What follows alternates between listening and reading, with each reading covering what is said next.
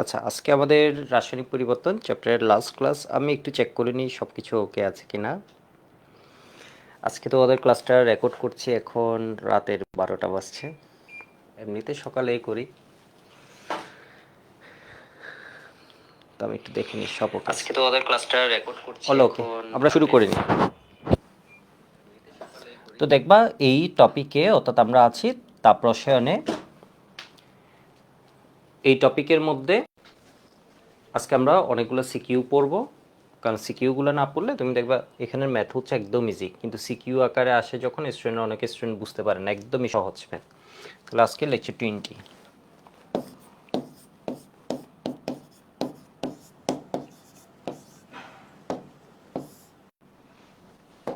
আমরা সাইকেল 4 শুরু করে দেবো, এরপর জৈব রসায়ন শুরু করব। ঠিক আছে, আর পরিবেশ রসায়ন ক্লাসগুলো তোমাদের জন্য দিতে থাকবো।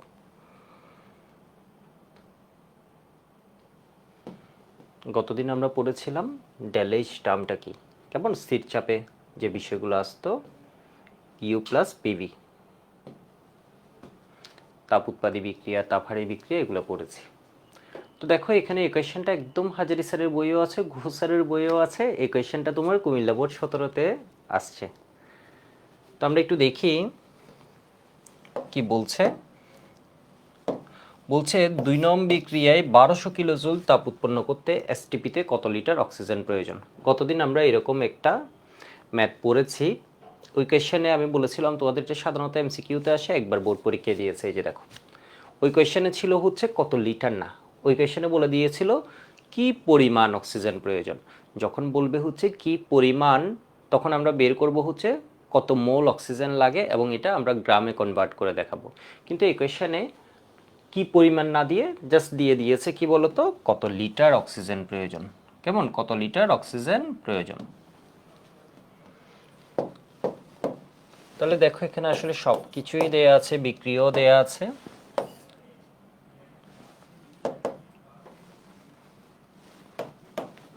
বিক্রিয়াটা হচ্ছে কার্বন প্লাস 2 নং বিক্রিয়ার জন্য বলেছে অক্সিজেন। এখান থেকে আমরা কি পাচ্ছি, কার্বন ডাইঅক্সাইড।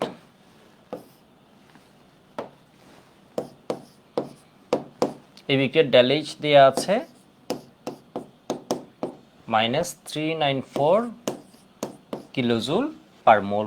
কেমন, এটা হচ্ছে প্রতি মোলের যখন দহন করবা, মোলটা দেয়নি এখানে কোয়েশ্চেনে, কিন্তু এটা কি হবে কিলোজুল পার মোলের, মানে প্রতি মোল একটা কার্বনকে তুমি যখন প্রতি মোল কার্বনকে দহন করছো পর্যাপ্ত অক্সিজেনে যে পরিমাণ এনথালপি চেঞ্জটা, এটাকে তোমাকে এখানে দিয়েছে।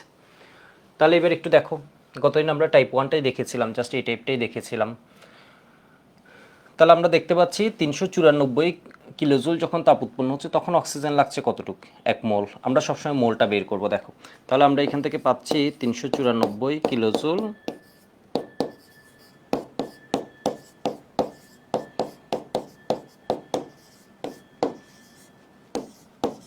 হতে অক্সিজেন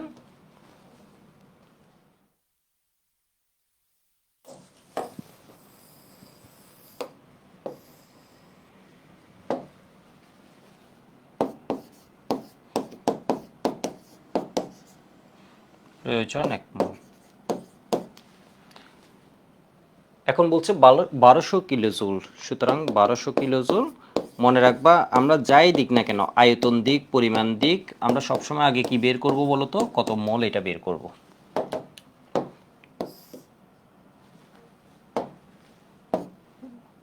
ডিভাইড কত, 394 ইন্টু কত, 1200।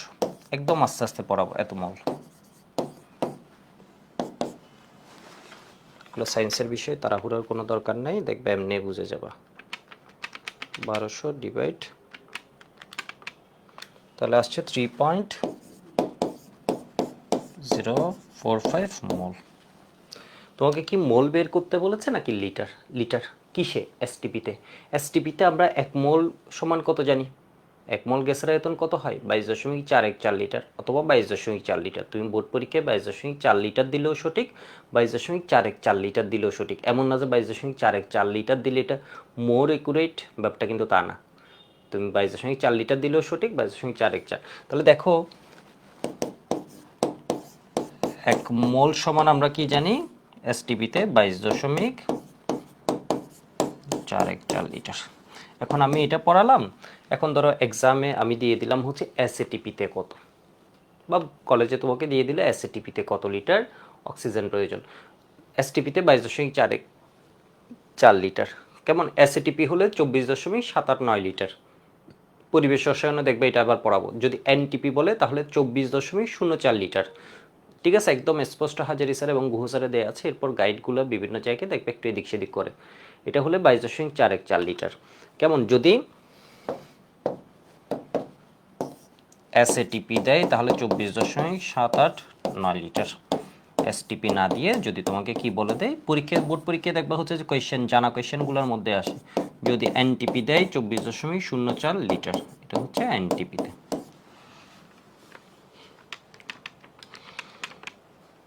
তাহলে এটা এসেছে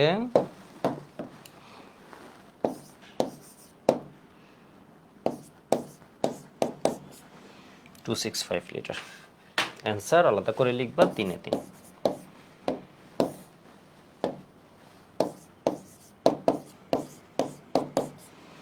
একটা ক্লাস যখন করবা সবসময় আগের ক্লাসে কি পড়িয়েছি এটা 5 মিনিট 10 মিনিট দেখবা, তাহলে দেখবা ক্লাস বোঝা অনেক ইজি হয়। আমাকেও দেখবা হচ্ছে আবার রিভিউ করা লাগে না কনসেপ্ট। ওকে, এই অংশটা একটু লিখে নাও। ঠিক আছে, এই অংশটা একটু লিখে নাও। তো ইউটিউবে যেহেতু ক্লাসটা যাচ্ছে, যাদের লেখা হয়নি এখানে সুন্দর মতো একটু পজ দিয়ে তুমি বাকিটা লিখে নিবা। এবার দেখো সেকেন্ড কোয়েশ্চেনটা আমরা দেখছি।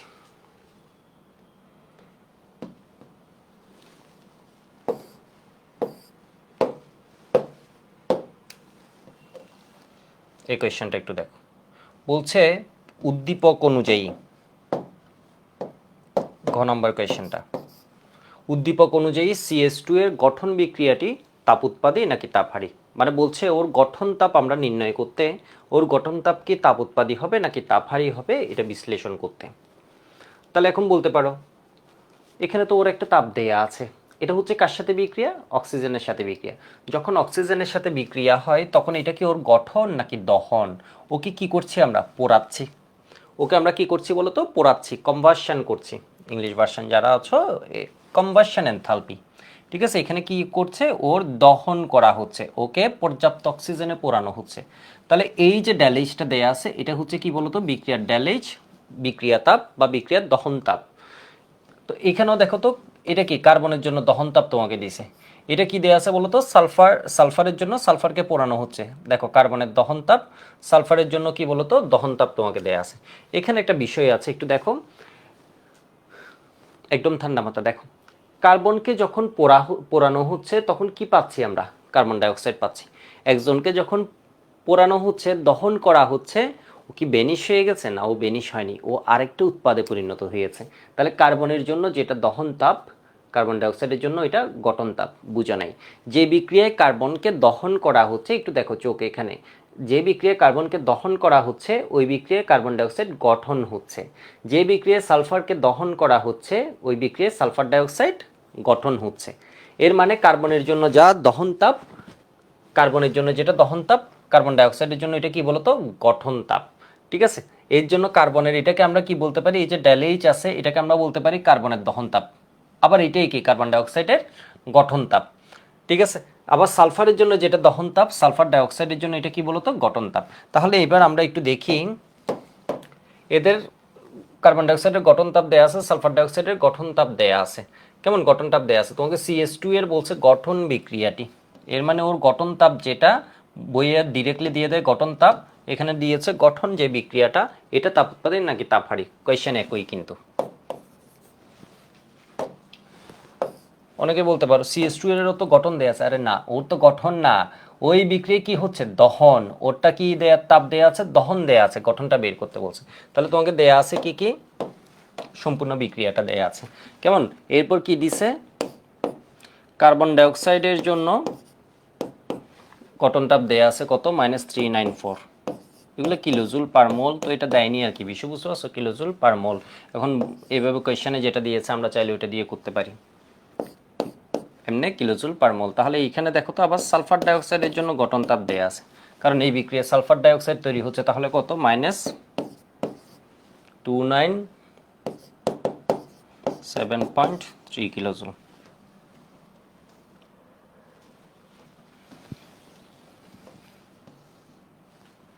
পুরা বিক্রিয়াটা দেয়া আছে, পুরা বিক্রিয়াটা হচ্ছে কি বলতো, CS2 সবই ব্যালেন্স করা আছে, তো এটা নিয়ে আমাদের আর চিন্তার কিছু নেই।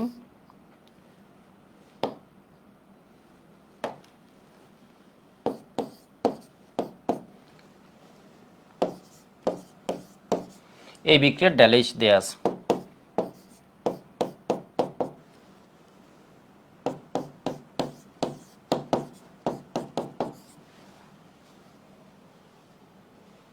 তাহলে এবার দেখো তো, টোটাল বিক্রিয়ার ড্যালেজ সমান আমরা কি লিখতে পারি? আমরা এখানে একটা লাইন লিখবো, এটা হচ্ছে কি বলতো,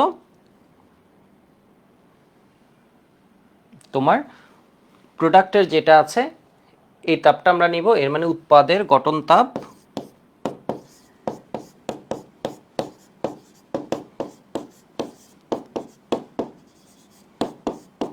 তাপ মাইনাস বিক্রিয়কের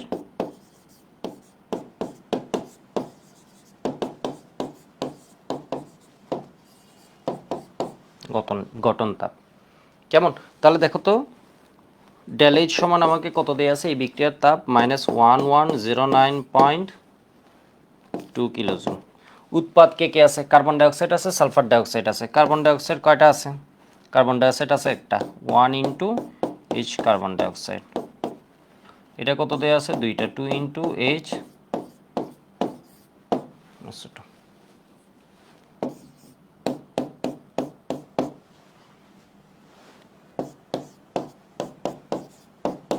3 ইন্টু HO2।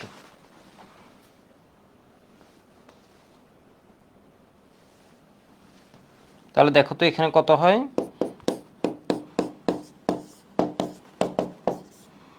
এর মানে 1 ইন্টু কত, এটা এইচ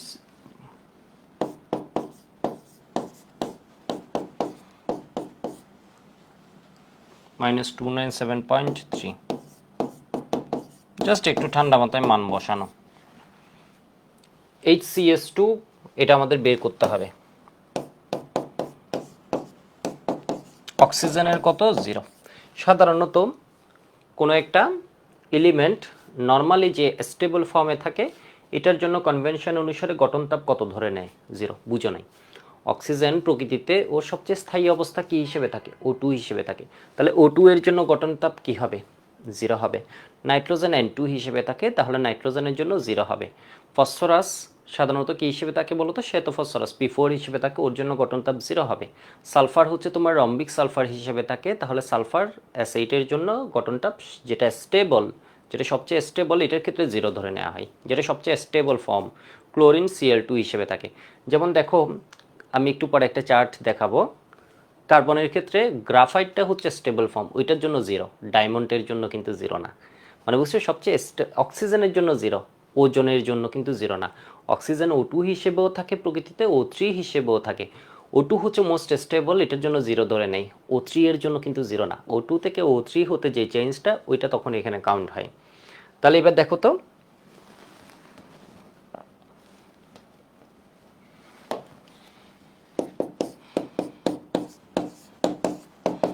এখানে কত আসে?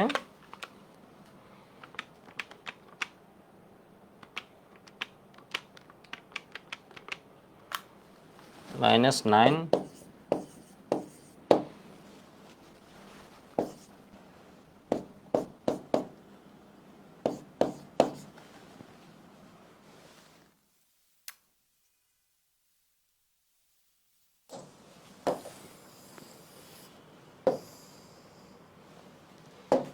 তবে HCS2 কত হবে?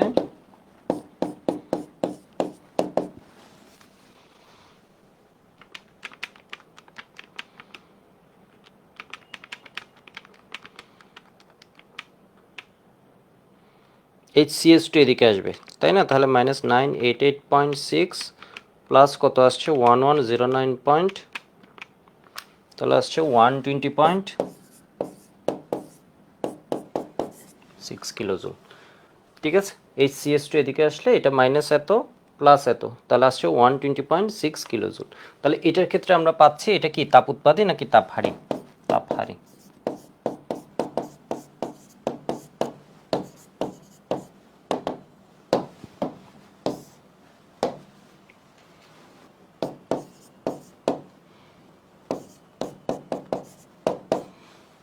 এটা কি হবে? তাপ হারি।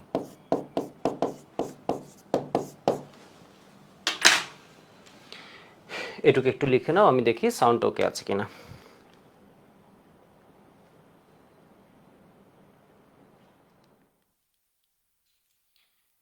এটুকু একটু লিখে নাও, অল ওকে। তোমরা এটা বুঝছো? তাহলে এই ধরনের কোয়েশ্চেন আসলে কি করবা? তোকে দেখো একটা বিক্রিয়া দেয়া আছে, এই বিক্রিয়ার দহন তাপ দেয়া আছে, তোমাকে যে কোনো একটার কি বের করতে বলছে? গঠন তাপ বের করতে বলছে। তাহলে ডেল এইচ সমান আমরা কি লিখি? উৎপাদের গঠন তাপ মাইনাস হচ্ছে কি বিক্রিয়কের গঠন তাপ। কার্বন ডাইঅক্সাইড কয়টা? একটা, সেজন্য একটা নিয়েছে। সালফার ডাইঅক্সাইড দুইটা, সেজন্য দুইটার গঠন তাপ নিয়েছে, মাইনাস এইটা plus 3 into H O two, এর মানে অক্সিজেনের গঠন তাপ। তাহলে বিক্রিয়ার ডেল এইচ দেয়া আছে, এই মানগুলো জাস্ট বসালাম। তাহলে এখানে কি হয়ে যাবে বলো তো? CS2 এর জন্য গঠন তাপ তুমি পেয়ে যাবা। তো কেমন? CS2 এর জন্য গঠন তাপ তুমি পেয়ে যাবা।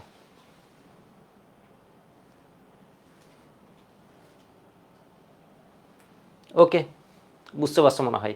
আমি আরেকটা সিকিউ সলভ করাই, তাহলে তোমাদের আইডিয়াটা ভালো হবে। এরপর আমি পরের টাইপে যাব। আরেকটা সিকিউ আগে একটু সলভ করাইনি। হয়েছে আশা করি। গতদিন আমরা প্রশমন তাপ পড়েছিলাম, মনে আছে? স্ট্রং অ্যাসিড বা স্ট্রং ক্ষারের ক্ষেত্রে প্রশমন তাপ কত হয়? -57.34 কিলোজুল, তাই না? -57.34 কিলোজুল। প্রশমন বিক্রিয়া আমরা দেখেছিলাম, আমরা যে প্রশমন বিক্রিয়া বলি আসলে এখানে সবার সাথে সবার বিক্রিয়া হয় না। এখানে মূলত হয় H প্লাসের সাথে OH মাইনাসের, বাকি যেগুলো এগুলো অনেকটা অপরিবর্তিত অবস্থায় এখানে ঘোরাঘুরি করতে থাকে। তাহলে দেখো এই কোয়েশ্চেনটা এসছে চট্টগ্রাম বোর্ড 17-তে। এখন বলতে পারো আপনি এত পুরনো দিনের কোয়েশ্চেন কেন পড়াচ্ছেন? এর কারণ মাঝে এই টপিকগুলো শর্ট সিলেবাসে ছিল না। বুঝতে পারছো? মাঝে এই টপিকগুলো শর্ট সিলেবাসে ছিল না। আর না হয় আমি ধরো তোমাদের 24-25 সালের, 22 সাল, 23 সালের কোয়েশ্চেন পড়াতাম, কিন্তু এই কোয়েশ্চেনগুলো মানে এই টপিকগুলো এই সময় ছিল না, সেই জন্য একটু আগের কোয়েশ্চেনগুলোই সলভ করানো লাগছে। তবে কোয়েশ্চেন দেখবা তোমাদের কলেজ বলো বা বোর্ড পরীক্ষায় তোমরা যখন দিবা 27 ব্যাচ বা 26 ব্যাচের যারা ক্লাস করছো এই ধরনের কোয়েশ্চেনই আসবে। তো বলছে কি নিচের বিক্রিয়াগুলো লক্ষ্য করো। এখানে 1 নং বিক্রিয়াটা আমরা দেখতে পাচ্ছি, একটা স্ট্রং ক্ষার আছে, একটা কি স্ট্রং অ্যাসিড আছে, এটা একটা প্রশমন বিক্রিয়া। এরপরে এই বিক্রিয়াটা আমরা যখন দেখলাম একটা স্ট্রং বেস আছে, সাথে HF আছে। HF অ্যাসিড হিসেবে দুর্বল অ্যাসিড, কতদিন আমরা এটা নিয়ে পড়েছি। ওকে ফাইন, গেল। এরপর ইথানোয়িক অ্যাসিড আছে, সোডিয়াম হাইড্রোক্সাইড আছে। তো এখান থেকে আমরা কি পাচ্ছি? সোডিয়াম ইথানোয়েট আর পানি, এটা হচ্ছে উইক, এটা হচ্ছে কি স্ট্রং। তাহলে বলছে গ নাম্বার কোয়েশ্চেনে ইথানোয়িক অ্যাসিডের বিয়োজন এনথালপি নির্ণয় করো। খুব সুন্দর একটা কোয়েশ্চেন দিয়েছে চট্টগ্রাম বোর্ড 17-তে, জাস্ট বেসিকের কোয়েশ্চেন। কেউ এই টপিকটা বুঝে থাকলে এই কোয়েশ্চেন 3-এ 3 পাওয়া ওর জন্য একদমই ইজি। কেমন? একদমই ইজি। দেখো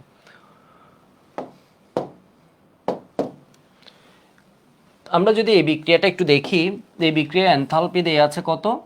এত, -57.32, বাট এটা হওয়ার কথা হচ্ছে -57.34, এটা না হয়ে -57.32 হয়েছে। মানে তুমি টাকা পাওয়ার কথা হচ্ছে কত বলো তো? 57,000। তুমি টাকা পাওয়ার কথা হচ্ছে 57,000, কিন্তু তোমাকে ও টাকা দিছে কত? 54,000। ঠিক আছে, তুমি টাকা পাওয়ার কথা হচ্ছে, তুমি জানো প্রশমন বিক্রিয়া টাকা পাওয়ার কথা হচ্ছে কত? 57,000। ও তোমাকে টাকা দিছে হচ্ছে কত? 54,000। তাহলে 3,000 কম দিছে কেন? 3,000 ওর কোনো কাজে খরচ হয়েছে। 3,000 কি কাজে খরচ হয়? এই যে উইক অ্যাসিডের বিয়োজনে খরচ হয়। কেমন? 3,000 কি কাজে খরচ হয়? উইক অ্যাসিডের বিয়োজনে খরচ হয়। তাহলে এবারে একটু দেখো তো এটাকে ম্যাথে কেমনে লিখবা প্রকাশ করতে চাইলে। ইথানোয়িক অ্যাসিডের সাথে সোডিয়াম হাইড্রোক্সাইডের বিক্রিয়া।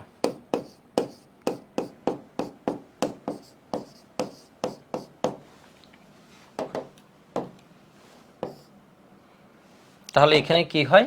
ইথানয়ের পাই, এখানে মূলত বিক্রিয়াটা হয় H প্লাস এবং কিসের? OH মাইনাসের। মূলত বিক্রিয়াটা কি হয়? H প্লাস এবং OH মাইনাসের। বাকিগুলা কি থেকে যায়? ইথানয়েট হিসেবে থেকে যায়, Na প্লাস হিসেবে থেকে যায়। এই দুইটাকে এক করে এখানে দেখিয়েছে, বাট ওরা কি করে বলতো? অ্যাকোয়াস ঘোরাঘুরি করে। H2O। এই বিক্রিয়ার ড্যালেজ দেওয়া আছে কত? -50। তাহলে এটার অ্যান্সার বোঝা কিন্তু একদম সহজ। -57 থেকে এটা বিয়োগ করে দিলে কাজ শেষ। কিলোজুল। ঠিক আছে, এত কিলোজুল। তাহলে এবার দেখো এখানে মূল বিক্রিয়া হচ্ছে কোনটা? মূল বিক্রিয়া হচ্ছে কোনটা, H প্লাস এবং OH মাইনাস। এই বিক্রিয়াটা হয়েছে, এটা আমরা নিশ্চিত। এই বিক্রিয়াটা যে হয়েছে এটা আমরা নিশ্চিত। দেখো এই বিক্রিয়ার ড্যালেজ হচ্ছে -57.34 কিলোজুল। এখানে আর কি কাজ হয়েছে, এটা তো 100% আয়নিত হয়, এটা হচ্ছে কম বিয়োজিত হয়। তাহলে এটা ভাঙার জন্য নিঃসন্দেহে একটা কি হয়েছে বলতো, এটা ভাঙার জন্য নিঃসন্দেহে একটা টাকা খরচ হয়েছে। যেমন ইথানোয়িক অ্যাসিড ভেঙে এখানে আর কি কাহিনী হয়েছে, ইথানোয়িক অ্যাসিড ভেঙে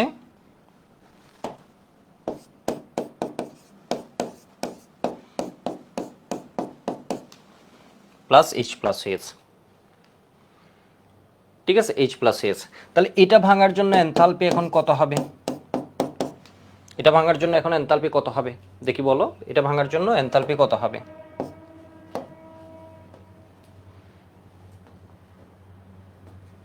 কত হবে? এটা থেকে এটা বিয়োগ করে দাও, তাহলে আমরা হচ্ছে কি বুঝতে পারবো আসলে কত খরচ হয়েছে। মানে বুঝছো, এটা তো হচ্ছে খরচ, মানে এটা ভাঙতে কি হবে।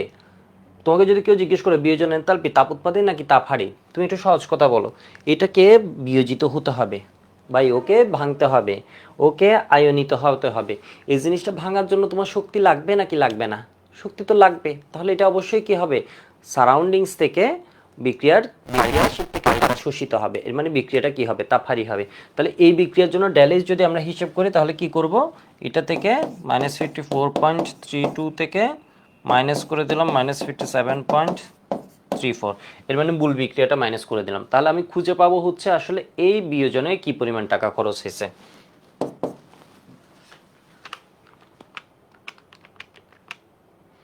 মাইনাস প্লাস 57 পয়েন্ট, তাহলে প্লাস 0.2 কিলোজুল। কিলোজুল পার মোল দেয়নি মনে হয়, নাকি দিয়েছে, দিয়েছে। তাহলে এটা হচ্ছে কিলোজুল পার মোল।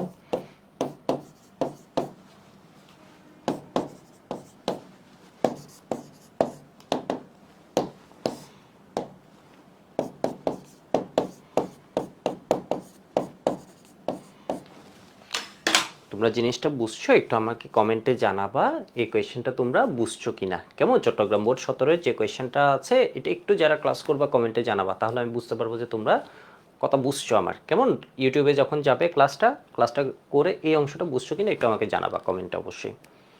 মানে বুঝছো, এই বিক্রিয়াটা হচ্ছে, এটার প্রশমন তাপ আমরা পেয়েছি, নিউট্রালাইজেশন যে এনথালপিটা আছে এটা আমরা পেয়েছি -54.32। হওয়ার কথা হচ্ছে suppose to be -57.34 kilojoule per mole, এটা হওয়ার কথা। তো এটা হয়নি ভাই, তুমি পাওয়ার কথা 57,000, তোমারে ও দিছে 54,000, তাহলে নিঃসন্দেহে 3,000 ওর ভিতর কোনো কাজে খরচ হয়েছে। কোন কাজে খরচ হয়েছে, এটা ভাঙতে খরচ হয়েছে, এটা ওর খরচ, এটা ওর খরচ। এই যে দেখো এটা কি বলতো, তাপহারি, ঠিক আছে, চারপাশ থেকে ওর তাপ নেওয়া লাগছে, ওর এই শক্তি ছিল না, কি করছে বলতো, চারপাশ থেকে নিচে বলতে আসলে এই যে এখান থেকে খরচ করছে আর কি, যা টাকা লাভ হয়েছে ওইখান থেকে ভিতরে ভাঙার কাজে এটা খরচ হয়েছে। দেখো -3.02 কিলোজুল পার মোল, বুঝছো আশা করি, সারাউন্ডিংস থেকে নেয়া আর টোটাল দেওয়ার পরিমাণ। এবার আসি আমরা পরের কোয়েশ্চেনটাই, ঘ নম্বর কোয়েশ্চেন।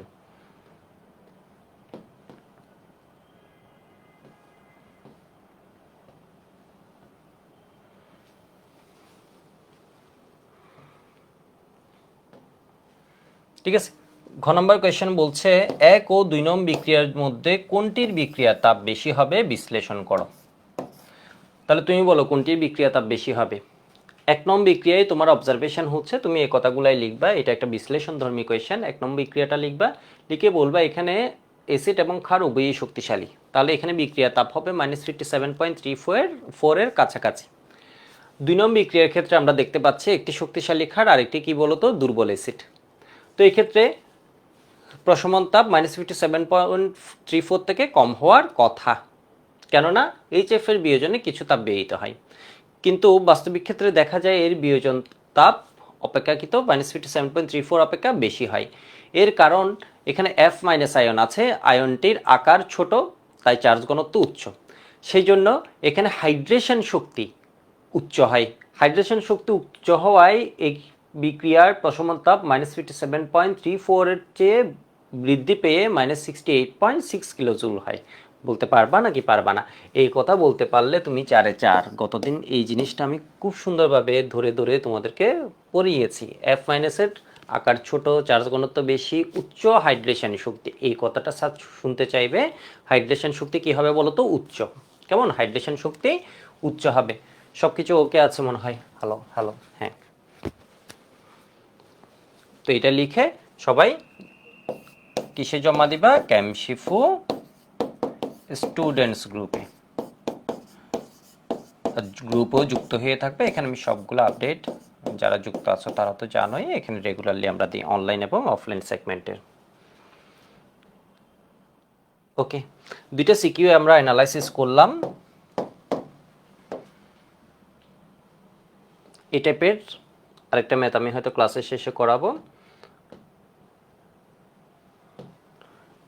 এটা দেখো হাজারি স্যারের একদম বইয়ের একটা ম্যাথ। হাজারি স্যার, গুহ স্যার, আমার এক্সাক্ট মনে নেই, যে কোনো একটা বই থেকে দিয়েছে। এরকম একটা বিক্রিয়া দেয়া আছে। আচ্ছা এখনই বলে দিই। এরকম একটা বিক্রিয়া দেয়া আছে। এটা কি? গ্লুকোজ। তাহলে গ্লুকোজের কি দেয়া আছে? জারণ দেয়া আছে। তোমরা তো জানো এই গ্লুকোজের জারণ বিক্রিয়াটা প্রতিনিয়ত হচ্ছে, তাই না? আমাদের দেহে প্রতিনিয়ত হচ্ছে। কার্বন ডাইঅক্সাইড আর আমরা কি পাচ্ছি? পানি পাচ্ছি। ও আমি একটু আগে নটটা দিইনি। নটটা হচ্ছে কি প্রমাণ। না দিলেও ভুল ধরবে যে ব্যাপারটা তা না। না দিলে ভুল ধরবে যে তা না। বিষয় বুঝতে পারছো? এখানে উল্লেখ করে নাই তো, আমি দিই নাই, এর কারণ হচ্ছে কোয়েশ্চেনে উল্লেখ করে নাই, ওই জন্য। ঠিক আছে। নট দিয়ে বুঝে হচ্ছে প্রমাণ অবস্থা 25°C আর প্রেশার ধরে নেওয়া হয় 1 atm। অক্সিজেনের জন্য ফরমেশন এনথালপি স্যার দেখো তোমাদেরকে দিয়ে দিছে, এটা সাধারণত দেয়া থাকে না। অক্সিজেনের জন্য ফরমেশন এনথালপি কত দিয়ে দিছে? 0। কার্বন ডাইঅক্সাইডের জন্য ফরমেশন এনথালপি দেয়া আছে -393.5। পানির জন্য দেয়া আছে এত। এখন বের করতে বলছে এত এর দহন এনথালপি কত। দেখো এর গঠন এনথালপি যদি দেয়া থাকে দহন বের করতে হবে, দহনটা যদি দেয়া থাকে গঠনটা বের করতে হবে। এখানে গ্লুকোজের কি দেয়া আছে? গঠনটা দেয়া আছে। তাহলে তোমাকে বের করতে বলছে এই বিক্রিয়ার ড্যালেজ। কারণ এই বিক্রিয়ার ড্যালেজ কেন? অনেকে বলবে কেন আপনি এই বিক্রিয়ার ড্যালেজটা কেমনে বুঝছেন যে দহন এনথালপি? প্রমাণ দহন এনথালপি কেমনে বুঝছেন? বুঝছি কারণ এই বিক্রিয়ায় ওর কি হচ্ছে? অক্সিজেনের সাথে বিক্রিয়া হচ্ছে। এর মানে ওরে কি হচ্ছে? পোড়ানো হচ্ছে, ওরে কম্বাসন করা হচ্ছে, ওকে দহন করা হচ্ছে। কেমন? তাহলে ড্যালেজ নট সমান আমরা কি বলতে পারি? এই বাংলাটা বোর্ড পরীক্ষায় লিখবা। কেমন? বোর্ড পরীক্ষায় যত সুন্দরভাবে যত ডিটেল লেখা যায়। উৎপাদের গঠন তাপ মাইনাস কি বলতো? বিক্রিয়কের গঠন তাপ দেওয়া আছে, এগুলা লিখবা। বিক্রিয়াটা লিখবা, ঠিক আছে? সংশ্লিষ্ট বিক্রিয়া। এরপর হচ্ছে মূল অ্যান্সার মাইনাস বিক্রিয়কের, ফার্স্টে দেওয়া আছে, এরপর সংশ্লিষ্ট বিক্রিয়া, এরপর হচ্ছে ড্যালেজ নট সম উৎপাদের গঠন তাপ মাইনাস বিক্রিয়কের গঠন তাপ। তাহলে উৎপাদ কে কে আছে? কার্বন ডাইঅক্সাইড আছে 6টা। এরপর কি আছে বলো তো? পানি আছে।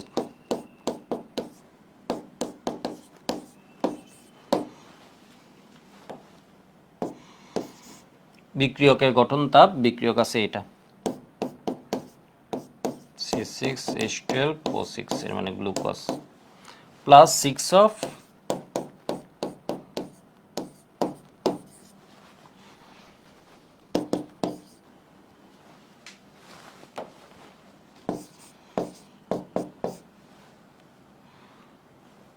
কার্বন ডাইঅক্সাইড কত? -393.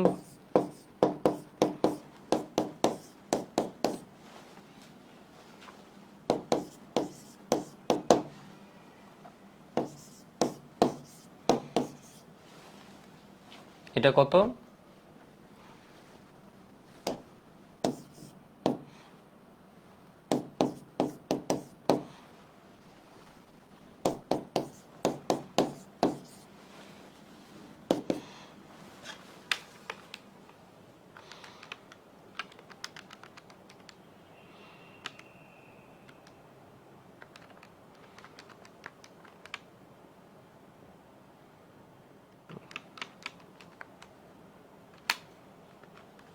মাইনাস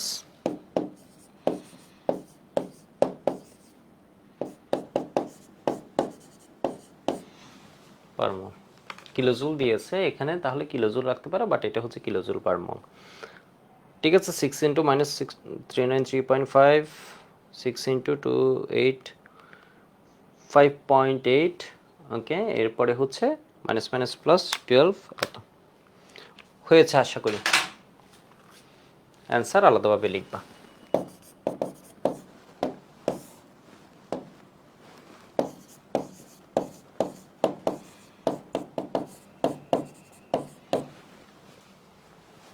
এবার আমি টাইপ 2-তে যাচ্ছি। কেমন টাইপ 2-তে যাচ্ছি, এই ম্যাথটা এইচডব্লিউ দিয়ে রাখছি, এটা এইচডব্লিউ। সিমেন্ট উৎপাদনে বলছে ব্যবহৃত, সিমেন্ট উৎপাদনে আমরা সেকেন্ড পেপারে দেখব অর্থনৈতিক রসায়ন চ্যাপ্টারে আমাদের চুন লাগে। কেমন, সিমেন্টের প্রধান একটা উপাদান হচ্ছে কি চুন। চুন চুনাপাথর থেকে উৎপাদন করা হয়। এর মানে ক্যালসিয়াম কার্বনের ভেঙে আমরা কি পাই, ক্যালসিয়াম অক্সাইড আর কার্বন ডাইঅক্সাইড। এর গঠন তাপ যথাক্রমে, এরও গঠন তাপ দেওয়া আছে, এরও গঠন তাপ দেওয়া আছে, এরও গঠন তাপ দেওয়া আছে। ঠিক আছে, এখন বলছে সংশ্লিষ্ট বিক্রিয়ার প্রকৃতি ও বিক্রিয়া তাপ গণনা করতে। একদম বইয়ের ম্যাথ, কেমন, একদম বইয়ের ম্যাথ। এটা এইচডব্লিউ অবশ্যই জমা দিবা, কারণ জমা দিলে তোমার ভুল হলে দেখবা যে কেউ একজন কমেন্ট করে বললো যে না ভাই এটা তো এমন না, এটা এভাবে করতে হবে, তখন তুমি জিনিসটা শিখে গেলা। ঠিক আছে, এসিটিক অ্যাসিডের কি দেয়া আছে, এদের প্রমাণ দহন তাপ এরও দেয়া আছে, এরও দেয়া আছে, এরও দেয়া আছে। তাহলে বলছে কার্বনের যেটা দহন তাপ ওইটা কার্বন ডাইঅক্সাইডের গঠন তাপ, হাইড্রোজেনের জন্য যেটা দহন তাপ পানির জন্য এটা গঠন তাপ। বলছে এসিটিক অ্যাসিডের গঠন তাপ নির্ণয় করতে। তাহলে দহন তাপ সমান ওর কি হবে, উৎপাদের গঠন তাপ মাইনাস বিক্রিয়কের গঠন তাপ, ওইখান থেকে করবা। কেমন, এবার আমরা ইথানলেরটাও সেম ম্যাথ, আমি মনে হয় গতদিন এখান থেকে যে কোনো একটা করিয়েছি। এখন আমরা শুরু করব টাইপ 2। টাইপ 2 হচ্ছে অ্যাপ্লিকেশন অফ হ্যাস ল, হ্যাসের সূত্রের প্রয়োগ, অ্যাপ্লিকেশন অফ হ্যাস ল। কেমন, হ্যাসের সূত্রের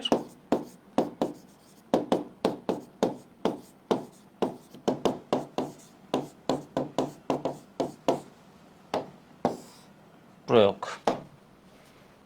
টাইপের নামটা একটু লিখো।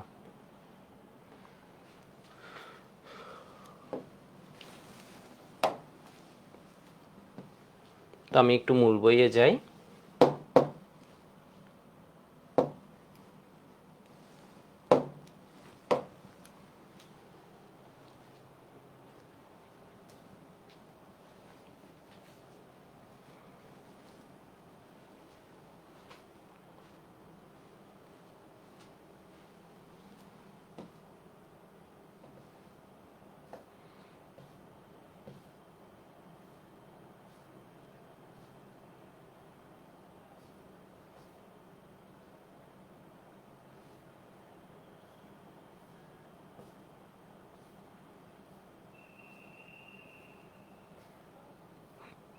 হ্যাসের সূত্র কি ফেলে এসে গেলাম, না, পেজ নাম্বার 548।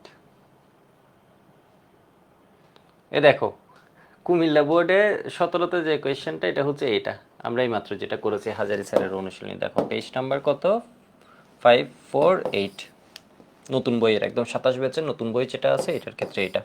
26 ব্যাচের কেউ ক্লাস করে থাকলে একটু 1-2 পেজ এদিক সেদিক হবে, পরবর্তীতে 28 ব্যাচ কেউ ক্লাস করলেও দেখবে 1-2 পেজ আগে, মূল থিম সব কিছুই সেম। ঠিক আছে, 2-3 বছরের বই দেখবা যে মোটামুটি সেমই থাকে, বেসিক কোনো চেঞ্জ আসে না। তো এবার দেখো এখানে বলছে ল্যাবোইসি ও হেসের সূত্র। বলছে রাসায়নিক বিক্রিয়ার ক্ষেত্রে পদার্থের ভর ও শক্তির সত্যতা নিত্যতা সূত্রের, শক্তির নিত্যতা সূত্রের উপর ভিত্তি করে তাপ রাসায়নিক বিক্রিয়া এনথালপি পরিবর্তন ধারা ব্যাখ্যার জন্য দুটি সূত্র আছে। এই দুটি সূত্রকে তাপ রাসায়নিক সূত্র বলা হয়। কেমন, তাপ রাসায়নিক সূত্র বলা হয়। একটু দেখো, প্রথমটা বলছে ল্যাবোইসি ও ল্যাপ্লাসের সূত্র, এরপরেটা বলছে হেসের ধ্রুবতাপ সমষ্টিকরণ সূত্র। ঠিক আছে, তাহলে সবাই একটু লিখো ল্যাবোইসি ও ল্যাপ্লাসের সূত্রটা কি। পরীক্ষায় ক নাম্বারের কোয়েশ্চেনে, এর আগেও আমরা যে সিকিউগুলো দেখেছি ওখানে দেখবে ক নাম্বারের কোয়েশ্চেনে আসছে ল্যাবোইসিয়ে ও ল্যাপ্লাসের সূত্র লিখো, অথবা শুধু ল্যাপ্লাসের সূত্র লিখো। এটা হচ্ছে কোনো রাসায়নিক বিক্রিয়ায়, সূত্রটা কি একটু বলি। ধরো আমরা গতদিন পড়েছি, এটা হচ্ছে বরফ। কেমন, বরফ থেকে তুমি কি পাচ্ছ, পানি। তাহলে এখানে ড্যালেজ কত হয়, বরফ তো গলার জন্য কি লাগবে, তাপ লাগবে নাকি। একটা বরফকে তুমি যখন গলাচ্ছ, বিক্রিয়াটি তাপ উৎপাদী হবে নাকি তাপহারী হবে। ওরে গলাতে গেলে তোমার টাকা খরচ করা লাগবে, তাপ খরচ করা লাগবে, এর মানে তুমি তাপ হারাবা। অর্থাৎ বিক্রিয়াটা হচ্ছে কোনো একটা সিস্টেমে, এটাকে আমরা বলছি সিস্টেম, যে জায়গাটা বিক্রিয়া হচ্ছে, বাট এটাকে গলানোর জন্য তোমার তাপ খরচ করা লাগছে। এর মানে বিক্রিয়াটা হবে কি বলতো, টাকাহারি, তোমার খরচ করা লাগবে, টাকা হারাবা, বা তাপহারী একটা বিক্রিয়া হবে। কেমন, তাহলে এই যে বিক্রিয়াটা আছে, এই বিক্রিয়াটা কি হবে বলতো, তাপহারী। তাহলে এখানে কি হয় 6 কিলোজুল প্লাস কেমন তাপহারী। এখন এই বিক্রিয়াটাকে যদি আমরা উল্টা করে দিই, এর মানে পানির ইন্টারনাল এনার্জি বেশি আছে বা এনথালপি বেশি আছে, ও যদি বরফে যায় ওর এনথালপি কমে যাবে, ওর গায়ের ভিতর অত এনথালপি নেই, কমে কই যাবে, ও বাড়তি যেটা এটাকে বাইরে ছেড়ে দিবে সারাউন্ডিংসে, তাহলে সারাউন্ডিংস তাপ পাবে। ল্যাভোইসিও ল্যাপ্লাস এটাই বলছে, এই বিক্রিয়ার এনথালপি যা, বিক্রিয়াটাকে যদি আমরা উল্টা করে দিই, বিপরীত করে দিই, তাহলে মান সেম থাকবে, জাস্ট সাইন কি হয়ে যাবে, বিপরীত হবে। বলছে কোনো রাসায়নিক বিক্রিয়ায় যে পরিমাণ এনথালপির পরিবর্তন ঘটে ওই বিক্রিয়াটি বিপরীত দিকে সংগঠিত হলেও একই পরিমাণ এনথালপির পরিবর্তন ঘটে থাকে, তবে চিহ্ন বিপরীত হয়। ঠিক আছে, তবে চিহ্ন বিপরীত হয়। এটুকু সবাই একটু লিখো। আর এই সময়ে আমি জাস্ট সাউন্ডটা চেক করে আসি। ক্লাস যখন একারে রেকর্ড করি বেশ ভয়ই লাগে।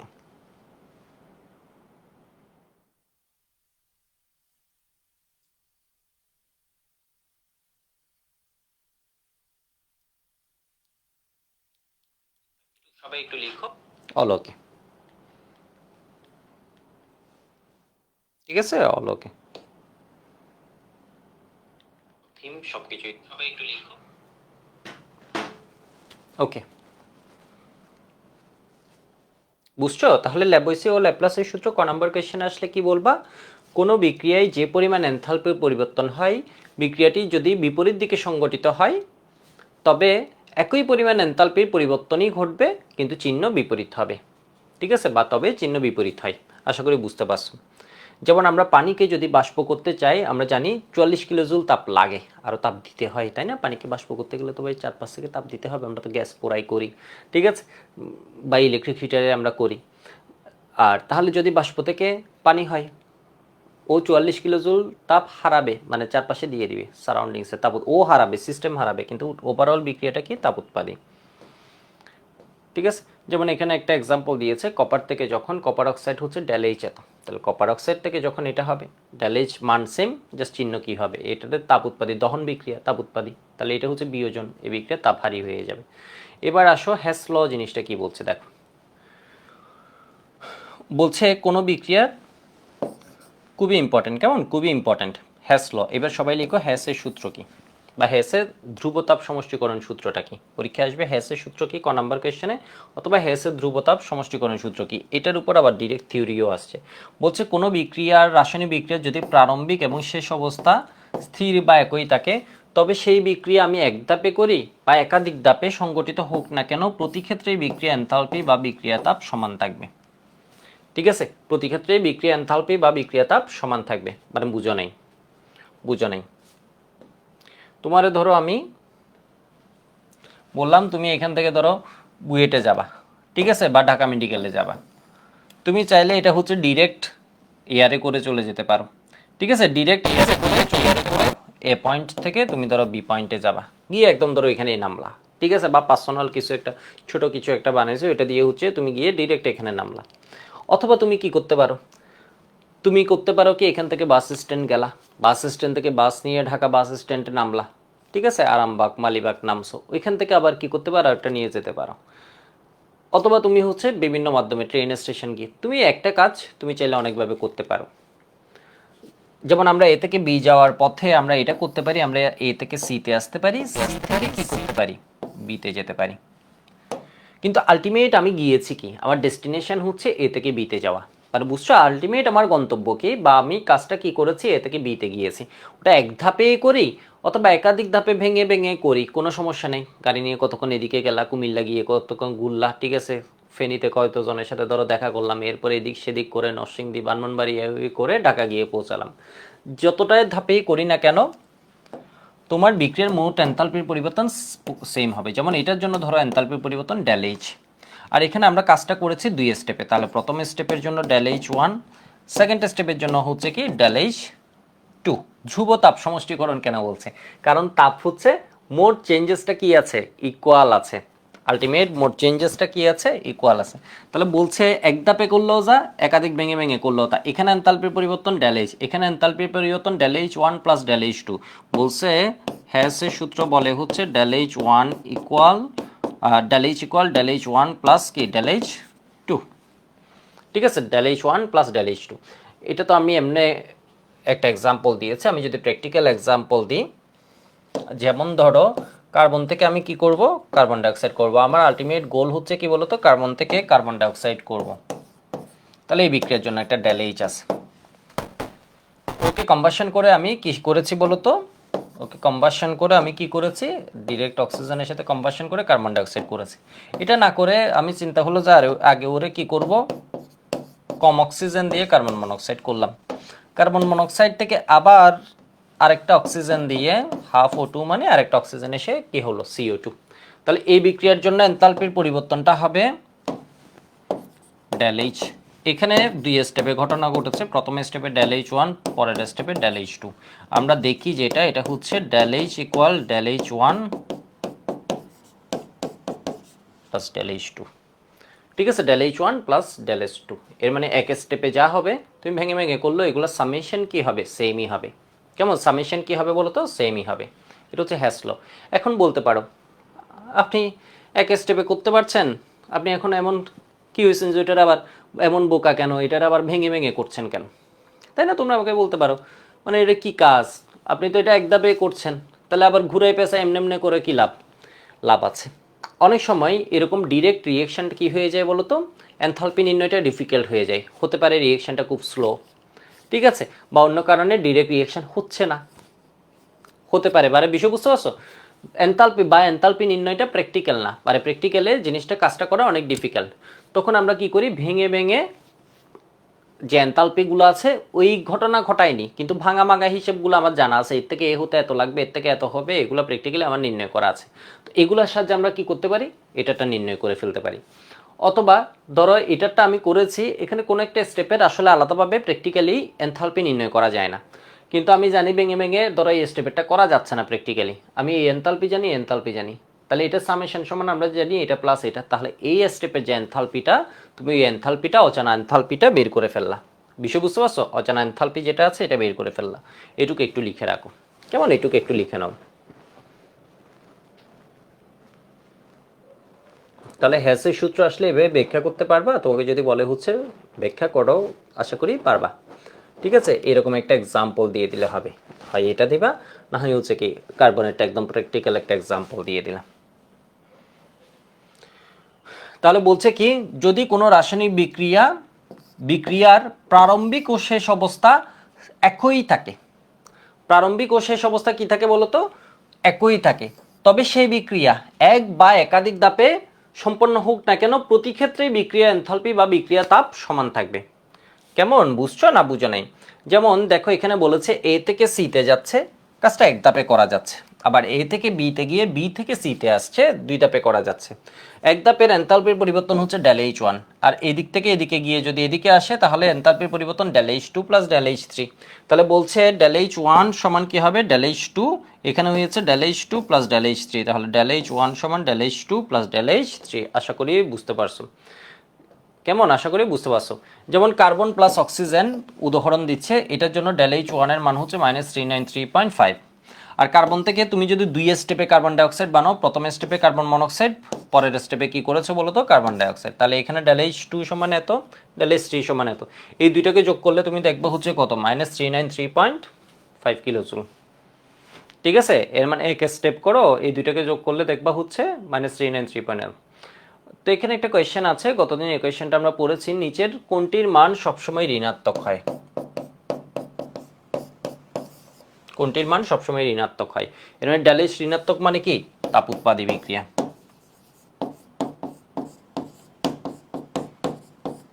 দহন তাপ। কেমন, দহন তাপ, দহন তাপ সবসময় কি হয় বলতো, ঋণাত্মক হয়। এখন আমরা কি করব, হ্যাসের সূত্র প্রয়োগ করব। ঠিক আছে, যেসব ক্ষেত্রে বিক্রিয়া করা যায় না ওইসব ক্ষেত্রে দেখবে যে ঘুরে ফিরে খুব সুন্দর, এই ম্যাথগুলো দেখবে এখনই হয়ে যাবে, মুহূর্তে হয়ে যাবে, মুহূর্তে হয়ে যাবে, জাস্ট তুমি দেখো। যেমন দেখো, ও এর আগে আরেকটা বিষয় একটু তোমাদের বলে আসি, গঠন তাপ নিয়ে তোমাদের একটা কনফিউশন বলবো বলবো করে হয়েছে, ওই সময় আবার অ্যাপ্লিকেশন 2-তে ঢুকে গেছে। আমি তোমাদের একটা চার্ট দিচ্ছি, তোমাদের বইয়ে এই চার্টটা দেয়নি।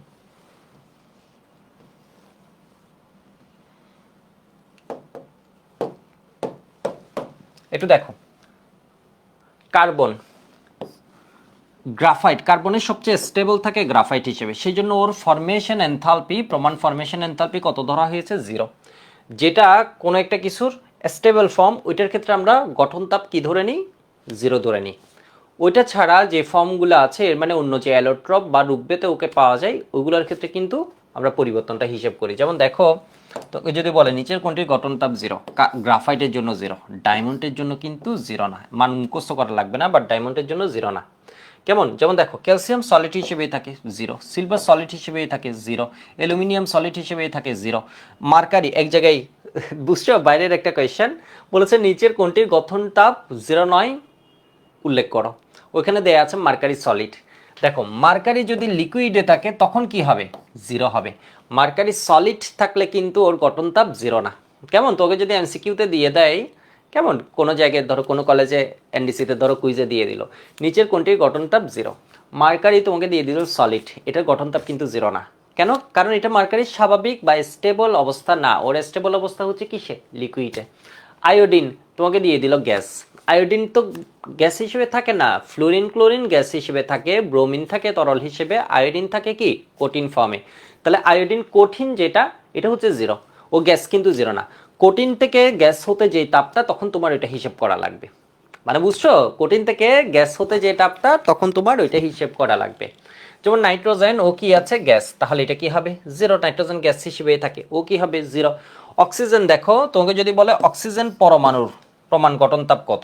0 না কিন্তু, অক্সিজেন পরমাণু হিসেবে থাকে না ভাই, তাই না? ব্যাপারটা বুঝো, অক্সিজেন কি কখনো শুনেছ অক্সিজেন এক পরমাণু হিসেবে থাকে? ও তো এটা স্টেবল ফরম্যাট না, ও তো এটাতে থাকে না। O2 যখন হয় তখন কি হবে?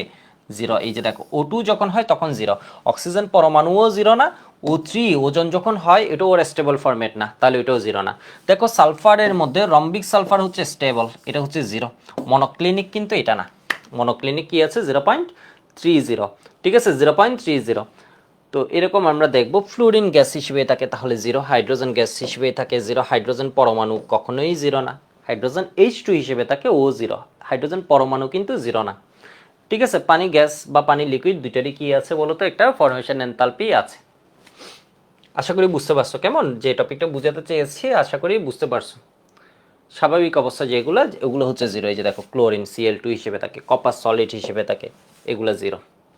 ঠিক আছে, এগুলা 0 হবে। ফসফরাস, শ্বেত ফসফরাস, এখানে কি ফসফরাস দেখতে পাচ্ছি না আমি, তাহলে ফসফরাসের মধ্যে একটু লিখে রাখো P4 হোয়াইট ফসফরাস। শ্বেত ফসফরাস হলে আমরা জানি হচ্ছে কি বলতো, ফসফরাস মৌলের পর্যাবৃত্ততে পড়েছি, সাদা কালো, আর একটা সাদা লাল, আর একটা হচ্ছে কি কালো। এর মধ্যে সবচেয়ে সক্রিয় কোনটা? শ্বেত ফসফরাস। তোমাদের একটা ট্রিক্স বলছিলাম, শালা কালো, এর মানে সাদা, শালা কালো, এর মানে ফার্স্ট হচ্ছে শ্বেত ফসফরাস, এরপর হচ্ছে লোহিত ফসফরাস বা লাল ফসফরাস, এরপর হচ্ছে কি বলতো, কালো ফসফরাস। কেমন? এরপর হচ্ছে কালো ফসফরাস, সক্রিয়তার ক্রম। তাহলে স্টেবিলিটির ক্রম হচ্ছে ওর উল্টা। যাই হোক, এটা মৌলের পর্যাবৃত্ত ধর্মে এটা পড়েছে। এবার দেখো, এই কোয়েশ্চেনটায় আমরা আসি। এই কোয়েশ্চেনটা হাজারি স্যারের বইও আছে, এটা গুহু স্যারের বইও আছে। বলছে গ্রাফাইট কার্বনকে, কার্বন সাধারণত গ্রাফাইট হিসেবেও থাকে, হীরক হিসেবেও থাকে। কেমন? গ্রাফাইট কার্বনকে হীরকে রূপান্তর করতে তাপের পরিবর্তন। সাধারণত আমরা গ্রাফাইটকে হীরকে পরিবর্তন করি না। তো প্র্যাকটিক্যালি যে প্রসেসটা হচ্ছে কি বলতো, কষ্টকর। ওটাকে আমরা জাস্ট হ্যাসের সূত্রের সাহায্যে কাজটা করে নিতে পারবো। হ্যাসের সূত্রটাকে ঘুরাই পেঁচাই, হ্যাস কোনো ক্ষেত্রে আমরা কি করব বলতো, ল্যাভোইসিয়ার ল্যাপ্লাসের সূত্র অ্যাপ্লাই করে এই কাজটা করব। বলছে গ্রাফাইট কার্বনকে হীরকে রূপান্তর করতে তাপের পরিবর্তন করতে হবে, তা প্রদত্ত তত্ত্বের সাহায্যে হিসাব করো। কেমন? তত্ত্ব কি দেয়া আছে একটু দেখো তো। বলেছে গ্রাফাইট থেকে অক্সিজেন, গ্রাফাইটকে যখন পোড়াবা কার্বন ডাইঅক্সাইড পাবা, ডায়মন্ডকে যখন পোড়াবা কার্বন ডাইঅক্সাইড পাবা। এক্ষেত্রে তাপ হচ্ছে এত, এক্ষেত্রে তাপ হচ্ছে এত। অনেকে চিন্তা করছো সি কেন, এই সিটা দিয়ে বোঝায় হচ্ছে কম্বাসন, এফ দিয়ে বোঝায় হচ্ছে ফরমেশন। কম্বাসন মানে হচ্ছে দহন তাপ, নট দিয়ে বুঝিয়েছে প্রমাণ দহন তাপ। কেমন? তো এখানে দহন তাপটা দেয়া আছে, এই যে গ্রাফাইটকে পোড়াচ্ছে সেজন্য বলছে দহন বা কম্বাসন, কার্বনকে যে দহন করছে এই জন্য বলেছে কম্বাসন। ঠিক আছে, কম্বাসন। তাহলে এবার দেখো, গ্রাফাইট এটা ডায়মন্ড এটা, কিন্তু তোমাকে বলছে ভাই গ্রাফাইট থেকে ডায়মন্ড বানাতে গেলে কি লাগবে, তোমাকে বলতেছে ভাই গ্রাফাইট থেকে ডায়মন্ড বানাতে গেলে কি লাগবে। দেখো এই কোয়েশ্চেন আসবে এমসিকিউতে বা সিকিউতেও দিয়ে দেয়, আমরা ফার্স্টে এগুলোও পড়বো এরপর সিকিউও সলভ করবো। একটু দেখো দেখো কি করতে হবে, একদম ইজি, একদম ইজি। এই বিক্রিয়া থেকে এই বিক্রিয়া যদি মাইনাস করি তাহলে অক্সিজেন অক্সিজেন কাটা যায়, কার্বন ডাইঅক্সাইড কাটা যায়। তাহলে এখানে কি পাবো বলতো, C graphite minus C diamond. তাহলে সি গ্রাফাইট মাইনাস কি,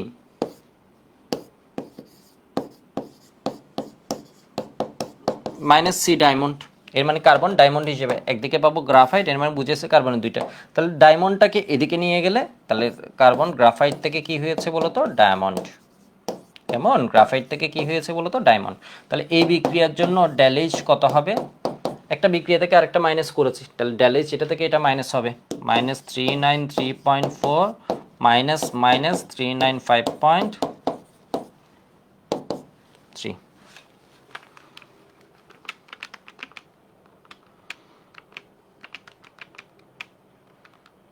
5.3।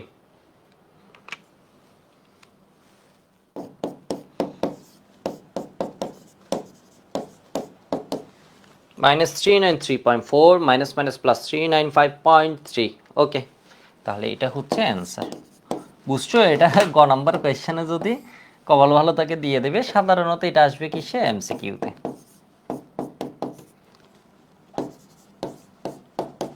ঠিক আছে, সাধারণত আসবে এমসিকিউতে। এরকম আরেকটা কোয়েশ্চেন করাই, এই বই এটা দেয়নি, আমি একটু একটু করে এটুকু হয়েছে, এটুকু একটু সুন্দর মতো কোয়েশ্চেনটা লিখবা, মানে বুঝো জিনিসটা কি। তোমাকে বলছে ভাই গ্রাফাইট থেকে ডায়মন্ড বানাই দেখা কত তাপ লাগবে, তুমি করলা কি, তুমি বুদ্ধি করে দেখলে আরে এটা থেকে এটা মাইনাস করলে এগুলো তো কাটা যায়, এটা তাহলে সি গ্রাফাইট মানে সি ডায়মন্ড, এর মানে এটা থেকে এটা যাওয়ার যে তাপ, একটা থেকে আরেকটা বিয়ে করে দিলে তো পাই যায়, এই বুদ্ধিটাই করা লাগবে। যেমন দেখো সালফার, ঠিক আছে, সালফারের মধ্যে তোমাকে বলছে রম্বিক সালফার আছে, অক্সিজেন এখানে কি বানাবা, SO2, ঠিক আছে, SO2, এই যে দেখো SO2।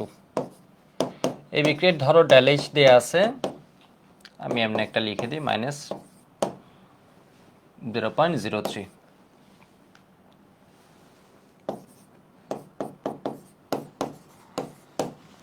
ঠিক আছে, এরপর সালফার মনোক্লিনিক, সালফারের অনেকগুলো রূপভেদ আছে, মনোক্লিনিক হিসেবেও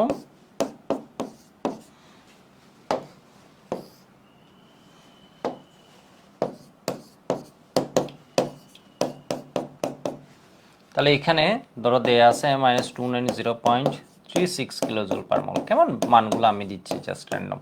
তাহলে এটাও ড্যালেজ নট, এটারও ধরো ড্যালেজ নট। এটা হচ্ছে ওর কম্বাশন এনথালপি, সি চাইলে দিতেও পারে নাও দিতে পারে। এখন তোমাকে বলছে রম্বিক থেকে মনোক্লিনিক হতে, তোমাকে কোয়েশ্চেনটা হচ্ছে কি বলতো, রম্বিক সালফার হতে মনোক্লিনিক হতে তাপের পরিবর্তন কত। তোমাকে এই দুইটা বিক্রিয়া দিয়ে কোয়েশ্চেনটা কি করলো,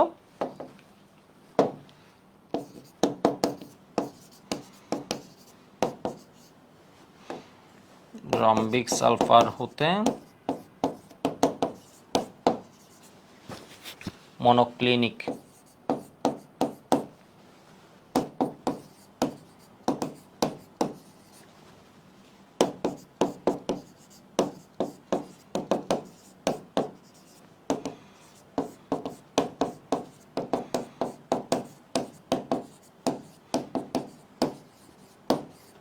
এটা হচ্ছে সবচেয়ে ইজিটা। কেমন, এটা হচ্ছে সবচেয়ে এমসিকিউর মধ্যে যেটা সবচেয়ে ইজি হবে। তাহলে তুমি এই দুইটা দেখে একটু ভালোভাবে তাকালেই দেখবা, একটা থেকে আরেকটা মাইনাস করলে এটা কাটা যায়, এটা কাটা যায়। তাহলে S rhombic minus S monoclinic, এর মানে এস রম্বিক থেকে কি পাবো আমরা, এস মনোক্লিনিক পাবো।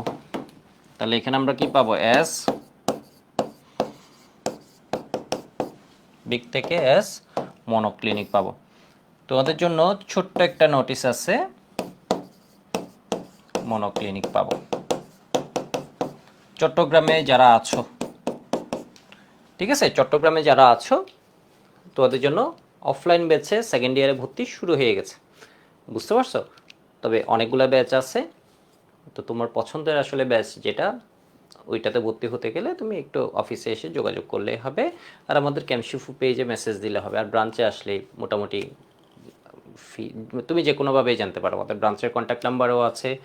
এরপর আমাদের ফেসবুক ক্যামশিফ ফেসবুক গ্রুপে পেজে তুমি মেসেজ দিয়েও জানতে পারবা। ঠিক আছে, অফলাইন যে কোর্সটা সেকেন্ড পেপারে ভর্তি শুরু হয়ে গেছে।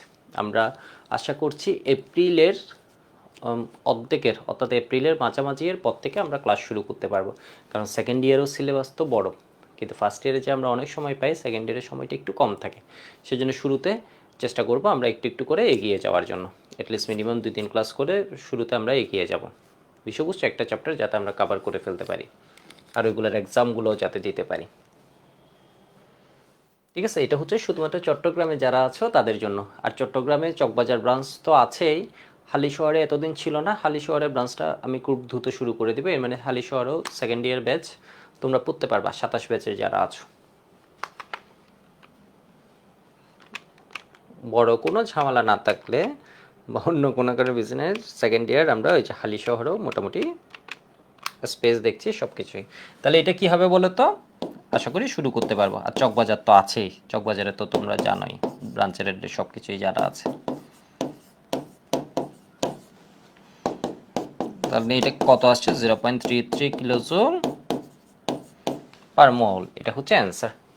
কেমন, রম্বিক সালফার থেকে মনোক্লিনিক করতে এত তাপের পরিবর্তন করতে হবে। তাহলে দেখো তো বিক্রিয়ার শুরুর অবস্থা এবং শেষ অবস্থা, আমার উদ্দেশ্য ছিল এটা আমি এক ধাপে করি এমনে, অথবা আমি এমনি এমনি এমনি এমনি যা খুশি করি, এটা যদি ঠিক থাকে তাহলে তাপের পরিবর্তন কি হবে সেম, মানে মেন কথা হচ্ছে ওইগুলোর অ্যাপ্লিকেশন করা আর কি বিভিন্নভাবে। খুবই মজার এই টাইপের ম্যাথ, হচ্ছে খুবই মজার, খুবই মজার ম্যাথ। দেখো আমি আরেকটা ম্যাথ করাই, এরপর একটা সিকিউ করাবো। হয়েছে মনে হয় এটুক, এটুক হয়েছে আশা করি। দেখো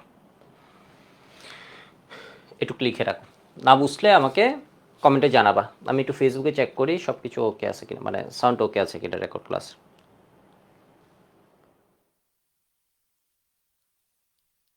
কমেন্টে জানাবা, আমি একটু ফেসবুকে চেক করি। অল ওকে। বলছে শিল্পক্ষেত্রে ব্যবহৃত, এর মানে ইন্ডাস্ট্রিতে ব্যবহৃত গ্রিস দূর করতে, কেমন গ্রিস, আমি ইন্ডাস্ট্রিতে যখন ছিলাম জিন্সের মধ্যে দেখতা কয়েকদিন পর পরে যে গ্রিস লাগতো, যে গ্রিস দূর করতে ব্যবহৃত মিথিলিন ক্লোরাইড দ্রাবক, বলছে এই দ্রাবকটা ব্যবহার করা হয়, বলছে এটা মিথেন ও ক্লোরিনের বিক্রিয়ায় প্রস্তুত করা হয়। কেমন, মিথেন এবং ক্লোরিনের বিক্রিয়া এটা প্রস্তুত করা হচ্ছে, মিথেন প্লাস ক্লোরিন থেকে এটা করা হচ্ছে, এই যে দেখুন মিথিলিন ক্লোরাইড প্রস্তুত করা হচ্ছে। এখন বলছে নিচের ডাটা ব্যবহার করে এই বিক্রিয়ার প্রস্তুতির বিক্রিয়া তাপটা হিসেব করতে, মানে বলছে এই যে বিক্রিয়াটা হচ্ছে, কোয়েশ্চেনটা বুঝো, এই বিক্রিয়াটা হচ্ছে, এখানে কোয়েশ্চেন দেখবা অনেক বড় কিন্তু অ্যান্সার দেখবা অনেক ছোট, কোয়েশ্চেনটা জাস্ট বুঝা, একটু সাহস নিয়ে কোয়েশ্চেনটা বুঝা। তখন বলছে এরকম একটা বিক্রিয়া দেওয়া আছে, মিথেনের সাথে ক্লোরিনের বিক্রিয়া, আমরা জানি methyl chloride, methylene chloride, chloroform CCl4। এখন বলছে এখানে মিথেনের ক্লোরিনের বিক্রিয়া, এখানে মিথিলিন ক্লোরাইড আমরা পাচ্ছি, হাইড্রোক্লোরিক অ্যাসিড পাচ্ছি। বলছে এই বিক্রিয়ার তাপ ব্যবহার বের করতে কোন বিক্রিয়ার সাহায্যে, নিচের দুইটা বিক্রিয়া, প্রথমে একটা থেকে এটা হচ্ছে ডিরেক্ট কি দিয়েছে মিথিলিন ক্লোরাইড, কিন্তু এখানে কি হয়েছে মিথেন থেকে মিথাইল ক্লোরাইড বা ক্লোরোমিথেন, ওর সাথে আবার ক্লোরিনের বিক্রিয়া কি পেয়েছি আমরা, মিথিলিন ক্লোরাইড। এখানে হচ্ছে এক স্টেপে আমরা বিক্রিয়া করেছি, মানে বুঝা নাই দেখো CH4 হাইড্রোজেন দুইটা খেয়ে তুমি এখানে দুইটা ক্লোরিন লাগাই দিছো, এটা এক স্টেপের বিক্রিয়া। কিন্তু এটা না করে ফার্স্টে হাইড্রোজেনের জীবনে, মিথেনের জীবনে একটা ক্লোরিন আনছো, এখান থেকে একটা হাইড্রোজেন খেয়েছো, আবার এখান থেকে আরেকটা হাইড্রোজেন খেয়ে এখানে আরেকটা ক্লোরিন এনেছো। কেমন, এখানে আরেকটা বিক্রিয়া তাপ বের করো।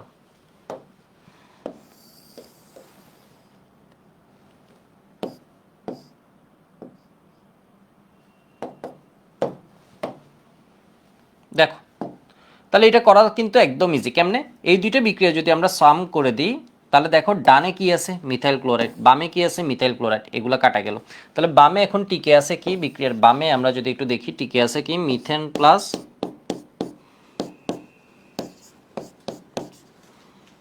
2Cl2। বিক্রিয়ার ডানে টিকে আছে কি দেখো তো, CH2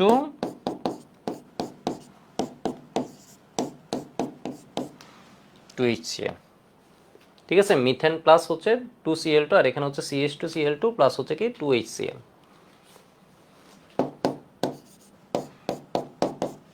মানে বুঝছো, এটাকে যোগ করে দিলে আমরা কি পেয়ে যাচ্ছি, এই দুইটা বিক্রিয়াকে যখন যোগ করেছে, বামে মিথেন আর ক্লোরিন মিলে 2Cl2, এখানে ডানে আছে এটা বামে আছে, ডান বাম কাটা, তাহলে এটা প্লাস 2HCl, এর মানে এই বিক্রিয়া এই দুইটা যোগ করে দিলে আমরা পেয়ে যাচ্ছি। বিষয়বস্তু এখানে এক ধাপে হচ্ছিল, এখানে দুই ধাপ, দুই রাস্তার ফলাফল আমরা যোগ করে দিচ্ছি, তাহলে আলটিমেট এখানে কি হবে, ডেল এইচ মাইনাস 98.3 মাইনাস 104। মানে বুঝছো, এগুলো এমসিকিউ অথবা গতে দিয়ে দেবে, অনেকে ভয়ে করবে না গতে, অথচ দেখো এক লাইন লিখলে 3-3।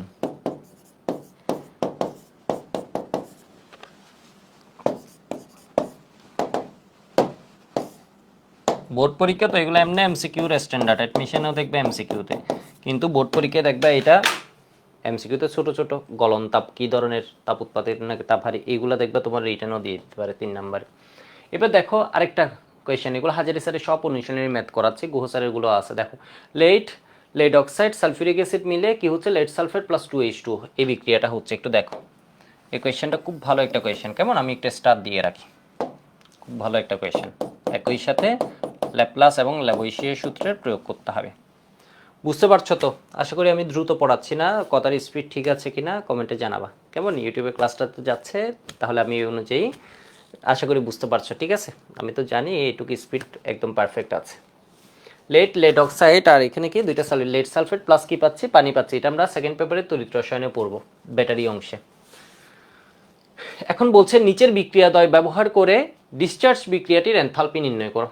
এর মানে এই বিক্রিয়াটা, এটা একটা ডিসচার্জিং এর বিক্রিয়া, লেড অ্যাসিড ব্যাটারি, এটা একবার চার্জ হয়, আমরা এই যে বাসার যে ইউপিএস আছে এটা একসময় চার্জ হতে থাকে, কারেন্ট চলে গেলে ওটা কি করে, ডিসচার্জ করে, তাই না? কারেন্ট চলে গেলে ওটা ডিসচার্জ করে। বলছে এই বিক্রিয়াটা ডিসচার্জিং এর বিক্রিয়াটির এনথালপি নির্ণয় করতে, এই বিক্রিয়ার এনথালপি বের করতে বলছে, এই বিক্রিয়ার এনথালপি বের করতে বলছে।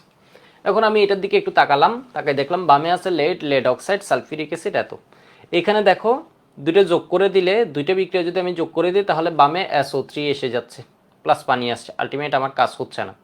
বিষয় বুঝছো? এই বিক্রিয়ায় বামে আছে লেড অক্সাইড আর হচ্ছে সালফিউরিক অ্যাসিড। দেখো 1 নং বিক্রিয়াতে লেড অক্সাইড বামে আছে, সালফিউরিক অ্যাসিডের কোনো অস্তিত্ব নেই। 2 নং বিক্রিয়াতে সালফিউরিক অ্যাসিড আছে, সালফিউরিক অ্যাসিড কই আছে, 2 নং বিক্রিয়ার ডানে আছে, তাহলে 2 নং বিক্রিয়া যে ডানে আছে ওকে কি করতে হবে, বামে আনতে হবে। আরেকটা বিষয় একটু দেখো, সালফিউরিক অ্যাসিড আছে কয়টা, একটা, এখানে কয়টা আছে, দুইটা, তাহলে এটারে কত দিয়ে গুণ করা লাগবে, এটাকে উল্টাতেও হবে, সাথে 2 দিয়ে গুণ করা লাগবে, বুঝো নাই? 1 নং বিক্রিয়াটা লেড অক্সাইড এটার সাথে মিলে গেছে হুবহু, তাহলে এটাকে আনচেঞ্জ রাখে। 1 নং বিক্রিয়াটা আমি লিখি lead plus lead oxide plus 2SO3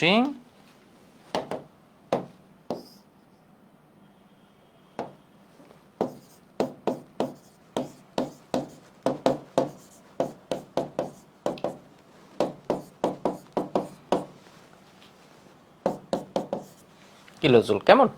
আর সালফিউরিক অ্যাসিড আমি যদি মেইন বিক্রিয়ার দিকে তাকাই, মূল বিক্রিয়াতে তাকাই, দেখো তো সালফিউরিক অ্যাসিড আছে বামে, কেমন? সালফিউরিক অ্যাসিড আছে বামে, আর আমার সেকেন্ড বিক্রিয়াতে সালফিউরিক অ্যাসিড আছে ডানে, তাহলে আমি সাইড চেঞ্জ করব। সালফিউরিক অ্যাসিডকে কি করে ফেললাম, সাইড চেঞ্জ করে বামে নিয়ে গেলাম, তাহলে ডানে কে যাবে, কই গেল, ডানে কে যাবে, SO3 প্লাস H2। এরপর দেখলাম বিক্রিয়াতে আছে 2 সালফিউরিক অ্যাসিড, তাহলে পুরো বিক্রিয়াটাকে 2 দিয়ে গুণ করে দিলাম। তাহলে ডেল এইচ এর কি পরিবর্তন, ল্যাভোইসিয়ে ল্যাপ্লাস বলে হচ্ছে বিক্রিয়া যদি আমি ঘুরাই তাহলে এটা কি হয়ে যাবে, সাইন পরিবর্তন হবে, মান সেম থাকবে।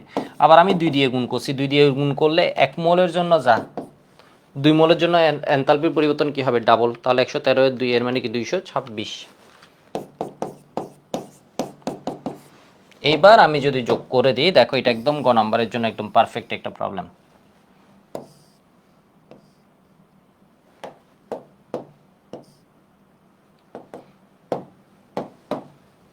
তাহলে কি আছে দেখো তো, 2SO3 বামে আছে, 2SO3 ডানে আছে, কাটা গেল। তাহলে বামে কি কি টিকে আছে, দেখো বামে কি কি টিকে আছে, লেড অক্সাইড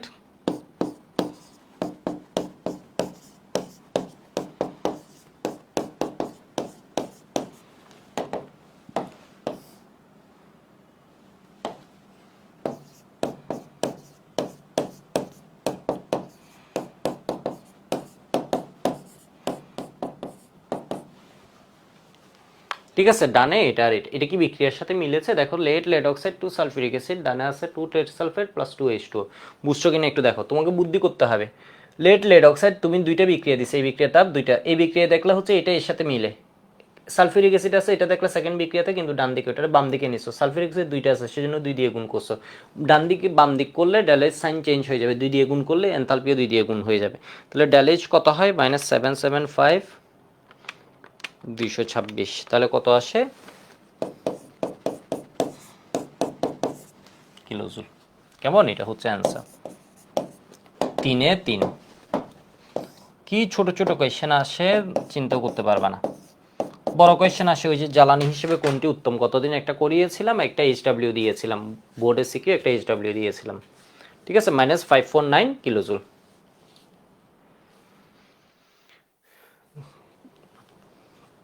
ঠিক আছে, দেখি ক্লাস কতক্ষণ হয়েছে। মাত্র 1 ঘন্টা হয়েছে। ঠিক আছে, মাত্র 1 ঘন্টা হয়েছে। ওকে হয়েছে, ভালো। ওকে,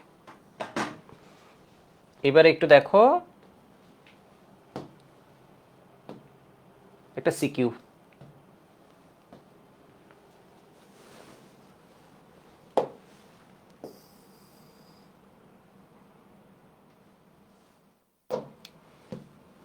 এটা ঢাকা বোর্ড 15-তে আসছে।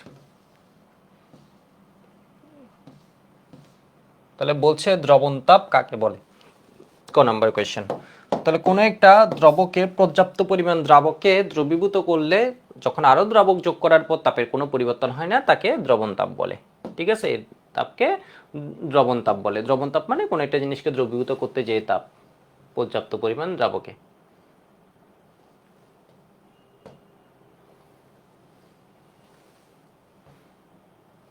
কেমন? এটা সলভটা আমি পাশাপাশি দিয়ে দিচ্ছি, দেখো। বলছে কক্ষ তাপমাত্রা বা প্রতিটি 1 মোল কই যথেষ্ট পরিমাণ দ্রাবকে 1 মোল দ্রবকে দ্রবীভূত করে তখন আরও দ্রাবক যোগ করার পর তাপীয় অবস্থার কোনো পরিবর্তন ঘটানো না যায়, তখন ওই দ্রবণের যে পরিবর্তন ঘটে দ্রবণ তাপ বলে। সোডিয়াম হাইড্রোক্সাইড ও HCl এর প্রশমন চাপের মান ধ্রুবক কেন? সোডিয়াম হাইড্রোক্সাইড এবং এতই যখন বিক্রিয়া হবে তখন মূল বিক্রিয়া কে করবে? H+ এবং OH-। কেমন? বলছে এত তাপমাত্রায় 1 মোল পানি উৎপন্ন হতে যে তাপ উৎপন্ন হয় তাকে কি বলে? প্রশমন তাপ বলে। অ্যাসিড ক্ষার তীব্র হলে এগুলো কি হয়? সম্পূর্ণরূপে আয়নিত হয়, যেমন সোডিয়াম হাইড্রোক্সাইড এবং HCl উভয়ই তীব্র। কেমন? তাহলে আয়নিত হয় H+ এবং OH, তাই H+ এবং OH মিলে পানি উৎপন্ন করছে, এই বিক্রিয়ার তাপ হচ্ছে -57.34। আর Na+Cl- এগুলো কি করে? দ্রবণে এমনি ঘোরাঘুরি করবে। এখন বলছে কি দেখো, উদ্দীপকে প্রদত্ত তত্ত্ব হতে কার্বন ডাই অক্সাইডের ড্যালেইচের মান হিসেব করো। তাহলে দেখো, কার্বন থেকে অক্সিজেন যেতে কার্বন ডাইঅক্সাইড যে ড্যালেজ এটা হিসাব করতে হবে। তাহলে কার্বন ড্যালেজ 1 দেয়া আছে, এটা থেকে এটা হওয়ার জন্য ড্যালেজ 2 দেয়া আছে। তাহলে ড্যালেজ সমান কি হবে? ড্যালেজ সমান হবে ড্যালেজ 1 প্লাস ড্যালেজ 2। আমি যে এক্সাম্পলটা পড়িয়েছি ওটাই সরাসরি কিসে দেয়া আছে বলো তো? সিকিউতে দিয়েছে।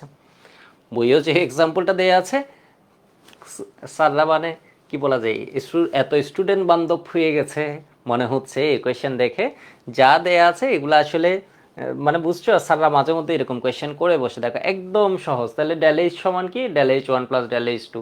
একক যদি ঠিকভাবে লিখো কিলোজুল, এখানে আর নাম্বার কাটার কোনো সুযোগ নেই। এই যে দেখো, এই বিক্রিয়া এই বিক্রিয়াকে যোগ করে এটা সমান হচ্ছে এত। শেষ, 3 এ 3। এরপর 4 নম্বর কোয়েশ্চেন বলছে হেসের সূত্র শক্তির অবিনশ্বরতাবাদ সূত্রের ভিন্ন রূপ উদ্দীপকের আলোকে মূল্যায়ন করো। ঠিক আছে, একটু বর্ণনামূলক। তাহলে শক্তির অবিনশ্বর কি যেন মানে সংরক্ষণশীলতা জিনিসটা কি এটা আগে বলতে হবে। ঠিক আছে, তো এখানে দেখো কি বলছে, হ্যাসের সূত্র কি এটা বলেছে, যদি কোনো রাসায়নিক বিক্রিয়া প্রারম্ভিক অস্থির একই থাকে তবে সে এক বা একাধিক ধাপে সংগঠিত হোক না কেন প্রতি ক্ষেত্রেই বিক্রিয়া তাপ সমান থাকে, এটা বলেছে। আবার শক্তির নিত্যতা সূত্রটা কি এটাও বলেছে। কারণ এগুলো বলা ছাড়া তুমি এখানে আর কি করবা? এগুলো বললে তো অ্যাটলিস্ট রচনা হয়ে গেল। ঠিক আছে, রচনা হয়ে গেল। এই যে দেখো, মানে এছাড়া আর কি বলবা? শক্তির অবিনশ্বরতাবাদ কি এটাও বলতে হবে। নিত্যতা সূত্র কি বা এত। তাহলে নিত্যতা সূত্র শক্তির কোনো বিনাশ বা শেষ নেই, শক্তি কেবল এক রূপ থেকে অন্য রূপে রূপান্তরিত হতে পারে। এখানে দেখা যাচ্ছে যে একটি পথে এত তৈরি হয়েছে, সেক্ষেত্রে শক্তির পরিবর্তন এত। আবার কার্বন ডাইঅক্সাইড অল্প পরিমাণ এত এত যুক্ত এত হয়, এই পথেও শক্তির পরিবর্তন যা প্রথম পথের সমান। এখানে একই উৎপাদ এক ধাপ বা 2 ধাপে যেভাবে উৎপন্ন হোক না কেন মোট শক্তির পরিবর্তন উভয় ক্ষেত্রে সমান, তাই বলা যায় হেসের সূত্র প্রকৃতপক্ষে ও বিনাশিতাবাদ সূত্রেরই ভিন্ন রূপ। মানে বুঝছো, একটু বর্ণনামূলক। এখানে লিখার কিছু নাই, একবার লিখবে হ্যাসের সূত্র কি, একবার এটা সূত্র কি, এরপর দেখাবে এখানে শক্তি কি থাকে, পরিবর্তনটা ধ্রুব, এই জন্য এটাকে কি বলছে? অবিনাশিতাবাদ সূত্রের আরেক রূপ। তো এবার দেখি আমাদের হাজারি স্যারের বইয়ে আরেকটা ম্যাথ আছে, এটা একটু দেখো। বলছে NO2 এর সংশ্লেষণ বিক্রিয়া অনুশীলনী সমীকরণ হলো নিম্নরূপ। কেমন সমীকরণ হলো N2 এর সাথে 2O2 মিলে 2NO2 করছে। এই বিক্রিয়ার ড্যালেজটা বের করতে বলেছে। এই বিক্রিয়ার ড্যালেজটা যে বের করতে বলেছে কিসের সাহায্যে, মানে কিসের উপর ভিত্তি করে, বলছে নিচের বিক্রিয়া দুটি ব্যবহার করে NO2 এর বিক্রিয়া তাপ গণনা করো। তো NO2 এর বিক্রিয়া তাপ গণনা করো। তাহলে এবার দেখো খুব সুন্দর, তোমরা বুঝতে পারছো কিনা একটু দেখো কাজটা কেমনে করবা, একটু চিন্তা করতো। আমি তো সলভ করিয়ে দিব, কিন্তু এটুকে আমার মনে হয় তোমরা একটু এটা নিজে করার চেষ্টা করো। কেমন এই কোয়েশ্চেনটা একটু নিজে করার চেষ্টা করো, গ নম্বরে আসলে এটা কিভাবে করবা। অর্থাৎ এই বিক্রিয়ার ড্যালেজ বের করতে বলছে, নিচে দুটি বিক্রিয়া দেয়া আছে। ঠিক আছে, একটু নিজেরা চেষ্টা করো, আমি একটু টাইম দিচ্ছি, তোমরা যাতে নিজেরা করো। তো এখানে একটু পজ দিয়ে নিজেরা এই কোয়েশ্চেনটা চেষ্টা করবা। আমি করিয়ে দিচ্ছি কারণ অলরেডি কত বাজছে দেখি, 1:09 হয়েছে রাতের। তো আমি করিয়ে দিচ্ছি, বাট তোমরা পজ দিয়ে এটা চেষ্টা করবা, একদম ইজি। দেখো বামে আছে N2+O2, ওকে, 1 নাম্বার বিক্রিয়াতে আমরা N2+O2 পেয়ে গেলাম, কোনো ভেজাল নাই। এবার বিক্রিয়ার ডানে আছে কি বলতো, আমরা ওই যে সামনে যে মধ্যে এই ধরনের কোয়েশ্চেন করেছি, প্রোডাক্টে কি আছে দেখো তো, 2NO2, 2NO2 আছে প্রোডাক্টে। কেমন 2NO2 আছে প্রোডাক্টে। তাহলে আমরা কি একটা বুদ্ধি করতে পারি, কেমন বুদ্ধি, এই যে দেখো সেকেন্ড বিক্রিয়াতে 2NO2 আছে বামে, তাহলে বামে যেটা আছে ওটা কি করে দিব, ডানে নিয়ে যাব। তাহলে 1 নং বিক্রিয়াটা অপরিবর্তিত রাখছি, N2+O2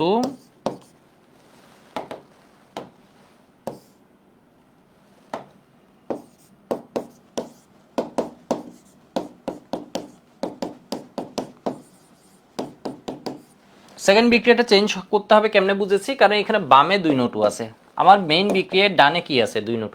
তাহলে এই বিক্রিয়াটাকে আমি চেঞ্জ করে নিলাম, চেঞ্জ করে এখানে কি আনলাম 2NO+O2, এখান থেকে কি হবে 2NO2।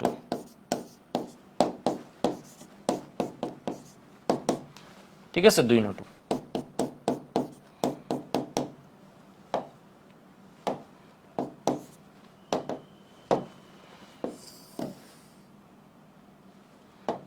তাহলে দেখো তো এবার যদি আমরা এটাকে সাম করি কি দাঁড়ায়, দেখো তো ডানে 2NO আছে বামে 2NO আছে, এগুলা কাটা। তাহলে বামে আছে কি N2+2O2, N2 আর এখানে 2O2 একদম পুরোপুরি মিলে যায়।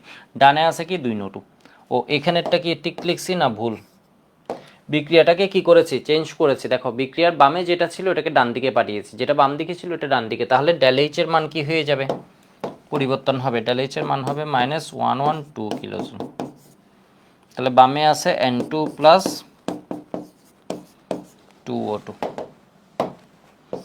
একদম সহজ তাই না এই ম্যাথগুলা, আমি জানি না যারা একদম বোকা আছো, যারা একটু ধীরে বুঝে, অনেক স্টুডেন্ট আছে কিন্তু বুঝার পরও খুব ভালো পারে। তোমরা বলো এই জিনিসগুলো বুঝছো, সবাই বুঝছো কিনা একটু আমাকে জানাবা। কেমন বুঝ, তোমাদের কমেন্টগুলো দেখে বুঝছি যে আমি হ্যাঁ ঠিক আছে, ঠিক আছে কাহিনী যা পড়াতে চাইছি এটা বুঝলে তখন দেখবে আরো বিভিন্ন কিছু পড়াতে ইচ্ছে করে। যেহেতু ক্লাস অনলাইনে যাচ্ছে একটু জানাবা তোমরা আসলে বুঝছো কিনা।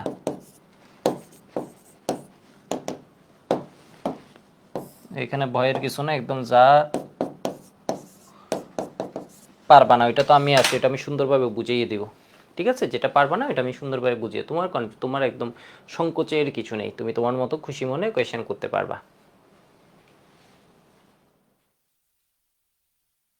ঠিক আছে হয়েছে, ওকে। এবার একটা টাইপ আছে, এই টাইপটা আমরা এসএসসিতে পড়েছি। এখন যে টাইপটা আছে টাইপ 3, এটা আমরা এসএসসিতে পড়েছি, আশা করি এটুকু বুঝেছো। ঠিক আছে, এটা হচ্ছে মানে তোমার বন্ধন ভাঙতে প্রয়োজনীয় শক্তি মাইনাস বন্ধন গঠিত হলে নির্গত শক্তি। ঠিক আছে, বন্ধন গঠিত হলে নির্গত শক্তি।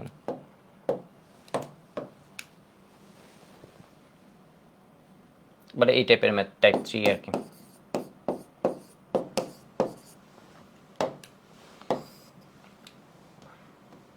বন্ধন শক্তি যখন দেয়া থাকে, বন্ধন শক্তি থেকে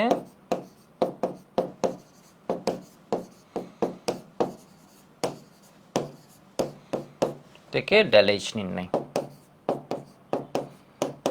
ড্যালেজ নির্ণয়, কেমন বন্ধন শক্তি থেকে ড্যালেজ নির্ণয়। আমি একটু মূল বইয়ে দেখিয়ে আসি তাহলে তোমরা জিনিসটা বুঝবো। বন্ধন শক্তি থেকে ড্যালেজ নির্ণয় এটা হচ্ছে মূল বইয়ে হ্যাসের সূত্রের আগে দিয়েছে, কেমন মূল বইয়ে দিয়েছে হ্যাসের সূত্রের আগে, এই জায়গায় ম্যাথটা দেখলে বুঝবা যে তোমরা এটা এসএসসিতে করেছো এটা।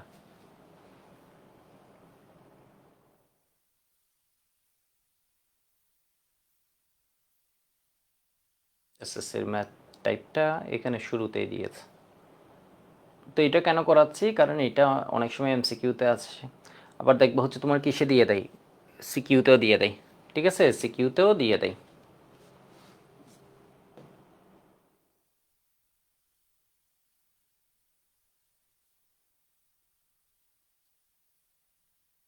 এই যে বন্ধন শক্তি কি একটু এখানে দেখো, বন্ধন শক্তি কি আরো আগে দিছে, এই যে বন্ধন শক্তি ও বিক্রিয়া তাপ। বন্ধন শক্তি জিনিসটা কি, বন্ধন শক্তি ও বিক্রিয়া তাপ, এটা পেজ নাম্বার কত 540-তে এটা আছে। কেমন, বন্ধন শক্তি ও বিক্রিয়া তাপ।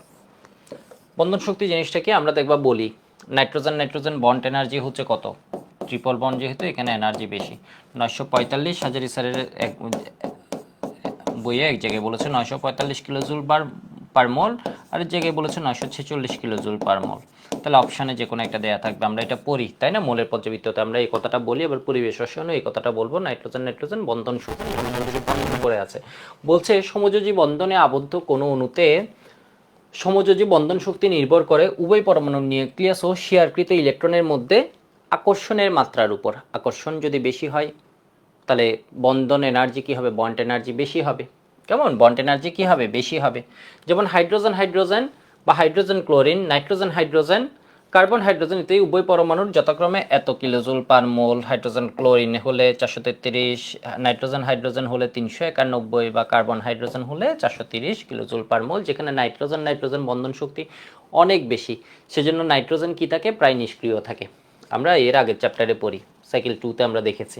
সুতরাং গ্যাসীয় অবস্থায় প্রতি ক্ষেত্রে এক মোল বন্ধন ভাঙতে ওই পরিমাণ শক্তি প্রয়োগ করতে হয়। তুমি যখন বন্ধন ভাঙছো, তাহলে বললো হচ্ছে তুমি যদি একটা বন্ধন ভাঙো, হাইড্রোজেন হাইড্রোজেন বন্ধন ভাঙো, ওই বন্ধন শক্তি এত, এর মানে তোমার এই শক্তি দেয়াই লাগবে, কারণ ওরা হচ্ছে দুইজন দুইজনকে এই শক্তিটা ধরে আছে। তাহলে বন্ধন যদি ভাঙতে যাও, তোমাকে এই শক্তি খরচ করা লাগবে, এই শক্তি দেয়া লাগবে। এর মানে কি, এই শক্তি তোমাকে খরচ করা লাগবে, পকেট থেকে টাকাটা বাইর হয়ে যাবে, তোমার পকেট থেকে এই টাকাটা বাইর হয়ে যাবে। এর মানে তাপ শোষিত হবে। এই বন্ধনটা যখন ভাঙছে তখন কি হবে, তাপ শোষিত হবে, কারণ শক্তিটা প্রয়োগ করতে হবে। একটা বন্ধন ভাঙতে গেলে কি লাগে, তুমি কারোর সাথে হাত ধরে আসো, আমি গিয়ে করলাম কি এটা ছুটে দিতে গেলাম, তাহলে আমাকে তো শক্তি খরচ করা লাগবে। বিষয় বুঝতে পারছো, এই যে দেখো বলো, শক্তি প্রয়োগ করতে হবে বা হচ্ছে কি শোষিত হয়। তাই বন্ধন বিয়োজন হলো কি বলতো, তাপহারি। ঠিক আছে, তাপহারি মানে ড্যালেজ কি হবে, গ্রেটার দেন 0। এর মানে বন্ধন ভাঙতে শক্তি লাগে। এই যে দেখো H2H যেটা আছে আর কি, বন্ধন ভাঙতে কি পরমাণুতে যখন শক্তি লাগছে। আবার কোনো যৌগ অণুতে একই প্রকার দুই বা ততোধিক সমযোজী বন্ধন থাকলে তখন প্রত্যেক বন্ধন ধাপে ধাপে ভাঙতে ভিন্ন ভিন্ন পরিমাণ তাপশক্তির প্রয়োজন হয়। তখন ওইসব বন্ধন ভাঙনের তাপশক্তি সময়ের গড় মানকে ওই যৌগে বন্ধনের গড় বন্ধন শক্তি বলে। মানে বলছে ধরো কি আছে, অক্সিজেন ও O2 আছে একাধিক, তো একটা ভাঙতে একরকম, পরেরটা ভাঙতে একরকম, কিন্তু আমরা কি বলি বলতো, গড়। দুইটারে যোগ করে ভাগ করে দিয়ে আমরা কি বলি, গড় বন্ধন শক্তি ব্যবহার করি। পানি অণুতে কি আছে, যেমন আবার বলছে পানি অণু একটা OH, ঠিক আছে, অক্সিজেন হাইড্রোজেন বন্ধন আছে, অক্সিজেন হাইড্রোজেন বন্ধন আছে। দুটি বন্ধন ধাপে ধাপে ভাঙতে গেলে, ও আচ্ছা, মানে এই কথাটা বলছে, দুইটা বন্ধন যখন তুমি ধাপে ধাপে ভাঙতে যাবা, এটা ভাঙতে একরকম এনার্জি, একটা যখন ভেঙে গেছে পরেরটা ভাঙতে কি হয়েছে আরেক রকম এনার্জি, তখন কি হবে বলতো, গড় বন্ধন শক্তি হচ্ছে এটা ভাঙার এনার্জি, এটা ভাঙার এনার্জি, ডিভাইড কি করে দিছে 2। ঠিক আছে, 2।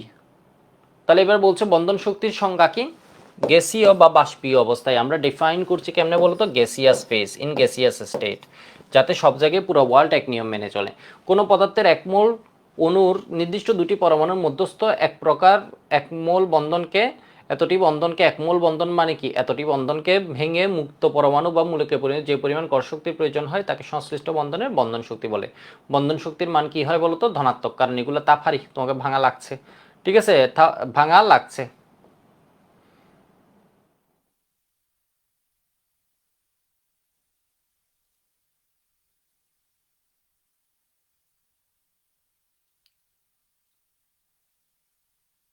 তো বলছে রিয়েক্ট্যান্টের বিয়ে দিয়ে বুঝিয়েছে বন্ড এনার্জি, কেমন, রিয়েক্ট্যান্টের বন্ড এনার্জি। বলছে যদি প্রোডাক্টের বন্ড এনার্জি থেকে বেশি হয়, মানে বুঝো তোমার রিয়েক্ট্যান্টের যে বন্ড এনার্জি আছে ওটা ছিল বেশি, প্রোডাক্টের ভিতরে বন্ড এনার্জি আছে কম।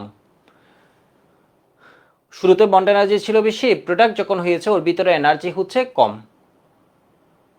শুরুতে টাকা বেশি ছিল, এখন টাকা কমে গেছে, প্রোডাক্টে কম, তাহলে টাকাটা কই গেছে, বাইরে ছড়াই গেছে, তাহলে বিক্রিয়াটা কি হবে, মানে বুঝছো। এটা যদি বুঝে নাই একটু দেখো, এর বন্ড এনার্জি হচ্ছে বেশি প্রোডাক্টের থেকে, একটু বুঝো, ঠিক আছে? এর মানে রিয়েক্ট্যান্ট যে আছে ওর বন্ড এনার্জি হচ্ছে তোমার কি আছে বলো তো, বেশি আছে। তাহলে তোমার এই বন্ধনটা ভাঙতে কি করা লাগবে, খরচ করা লাগবে বেশি। একটু ঠান্ডা মাথায় দেখো, রিয়েক্ট্যান্ট আছে, প্রোডাক্ট আছে, ভাই প্রোডাক্ট হয় কখন, রিয়েক্ট্যান্ট ভাঙতে তো প্রোডাক্ট হয়। রিয়েক্ট্যান্ট ভাঙতে অলরেডি তুমি খরচ করে ফেলছো বেশি, প্রোডাক্ট হলে বলছে এত বন্ধন শক্তি নাই, রিয়েক্ট্যান্ট ভাঙতে তো তোমার কি লাগবে, খরচ করা লাগবে, টাকা খরচ হবে, এটা তোমার খরচের খাতা, ঠিক আছে, টাকা খরচ হবে। কেমন? তাহলে এটাকে তুমি সেজন্য কি বলছো বলো তো, যে পরিমাণ খরচ করছো প্রোডাক্ট যখন হয়েছে বলছে ওই পরিমাণ পাবা না, কারণ রিয়েক্ট্যান্টটা কি ছিল, বেশি ছিল, তখন বলছে তাপ হারিয়ে, এর মানে তোমার খরচ হবে বেশি। আবার দেখো রিয়েক্ট্যান্ট ভাঙতে যে পরিমাণ তোমার খরচ লাগছে, যখন প্রোডাক্ট হয়েছে বলছে প্রোডাক্টের এনার্জি বন্ধন শক্তি ভিতরে শক্তির চেয়ে বেশি, তাহলে তুমি খরচ যা করছো, খরচ ভাঙতে তাহলে খরচ লাগবে কম, রিয়েক্ট্যান্ট এটা কম মানে তুমি এটা ভাঙা লাগবে, ভাঙতে খরচ লাগবে হচ্ছে কি কম, তাহলে এখানে লাভ পাবা বেশি। তাহলে বলছে এটা কি হবে, তাপ উৎপাদী, এর মানে চারপাশে তাপ ছড়াই যাবে। যেমন দেখো এই ম্যাথটা তোমরা করেছো এর আগে, মিথেন আর ক্লোরিন আমরা পড়েছি না, এসএসসিতেও পড়েছি না, দেখো এর মধ্যে কার্বন হাইড্রোজেন বন্ধন আছে, তো যখন CH3Cl হয় কার্বন হাইড্রোজেন বন্ধন কয়টা আছে, 4টা আছে। CH3Cl যখন হবে এখান থেকে একটা হাইড্রোজেন চলে যাবে, এখানে কি আসবে, ক্লোরিন আসবে। তাহলে এখানে কি হবে, বিক্রিয়কের বন্ধন ভাঙবে, বিক্রিয়কের বন্ধন ভাঙবে, আর উৎপাদের বন্ধন কি হবে, গঠিত হবে। দেখো বিক্রিয়কে বিয়োজন তাপ যেটা আছে এটাকে আমরা কি লিখবো, ধনাত্মক, কারণ এটা টাকা খরচ হবে। আর উৎপাদ যেটা আছে ওর গঠন তাপ যেটা, এটা হচ্ছে ভাঙা, ভাঙতে মনে রাখবা তাপ লাগে, তাহলে ড্যালেজ কি দিলাম আমি, ওর জন্য পজিটিভ, কারণ তোমার তাপ হারি, টাকা খরচ করা লাগবে। আর উৎপাদ গঠিত হলে তাপ উৎপন্ন হবে, তাহলে একটা থেকে আরেকটা বিয়োগ করে দিলে তুমি ড্যালেজ পেয়ে যাবে। আমি একটু ম্যাথটা করাই, তাহলে তোমাদের জন্য ইজি হবে, এইভাবে না বলে আমি ম্যাথটা একটু করাই। যেমন ধরো আমি একটা ম্যাথ করাচ্ছি, এখানে H2 আছে, হাফ O2 আছে, এখান থেকে কি হচ্ছে বলো তো, H2 বলছে বিক্রিয়ার ক্ষেত্রে বিক্রিয়ার তাপ নির্ণয় করতে টাইপ 3 তে তোমাকে কি দেয়া আছে, বন্ধন শক্তি দেয়া আছে। টাইপ 2 হচ্ছে বিভিন্ন বিক্রিয়ার সাহায্যে তুমি কি করেছো, বিক্রিয়া তাপ নির্ণয় করেছো। কেমন? এটা ছিল type 2 application of Hess law. আর টাইপ 3 তে এসে তোমাকে বন্ধন শক্তি দেয়া থাকবে। দেখো মূল বিক্রিয়া হচ্ছে এটা, H2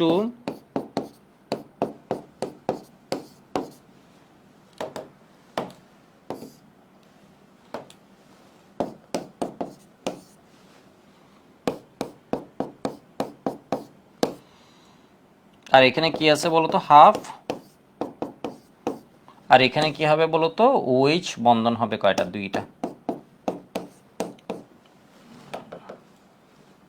তাহলে বন্ধন ভাঙছে কি কি, একটা HH বন্ধন ভাঙছে, আর একটা কি হয়েছে, O2 বন্ধন ভাঙছে, ভুল বলছে, আর একটা O2 বন্ধন ভাঙে নাই, আর একটা কি, এগুলো হচ্ছে পার মোলের, এটা 1 মোল না, এটা হচ্ছে হাফ মোলের জন্য ভাঙছে। তাহলে বন্ধন বিয়োজন তাপ কত পাচ্ছি আমরা, ড্যালেজ যখন হিসেব করব, এটা এসএসসিতে করছিল এরকম, বন্ধন ভাঙা দুইটা, মানে আমি এখন একবারেই করে ফেলবো, ড্যালেজ হচ্ছে বন্ধন বিয়োজন তাপ ভাঙতে টাকা খরচ হবে, মাইনাস, মাইনাস কেন, বন্ধন গঠিত হলে তাপ উৎপন্ন হবে, মাইনাস বন্ধন গঠন তাপ, ভাঙতে টাকা খরচ হয়, তাহলে গঠিত হলে তাপ উৎপন্ন হয়। তাহলে এবার দেখো কয়টা বন্ধন ভাঙছে, একটা HH বন্ধন ভাঙবে, একটা হাইড্রোজেন হাইড্রোজেন বন্ধন ভাঙবে, প্লাস কি হবে বলতো, একটা অক্সিজেন অক্সিজেন বন্ধন ভাঙবে। এরপর কি হবে বলতো, 2টা OH বন্ধন গঠিত হবে। ঠিক আছে, বন্ধন ভাঙছে কয়টা, একটা HH বন্ধন, HH বন্ধন হচ্ছে কত,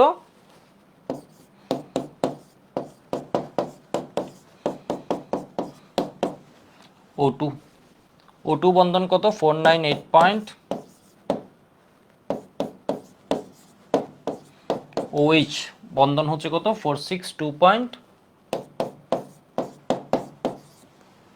এই তোমরা বুঝছো, বুঝছো একটু দেখো, বন্ধন ভাঙছে কয়টা, এই বন্ধনটা ভেঙে যাচ্ছে, এটা ব্রেকআপ হচ্ছে, এখানে ব্রেকআপ হচ্ছে কার কার, দেখো তো, এর ব্রেকআপ হচ্ছে, এর সাথে ব্রেকআপ হচ্ছে, গঠিত হচ্ছে OH বন্ধন, এখানে একটা এখানে একটা, তাহলে একটা HH বন্ধন ভাঙছে, ও বন্ধন ভাঙছে অর্ধেক।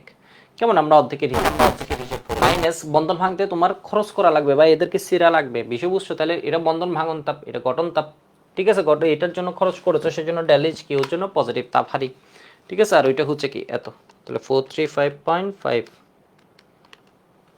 তুমি এইভাবে চিন্তা করো তাহলে জিনিসটা একদম ইজি। তাহলে 498 পয়েন্ট তো -2 ইন্টু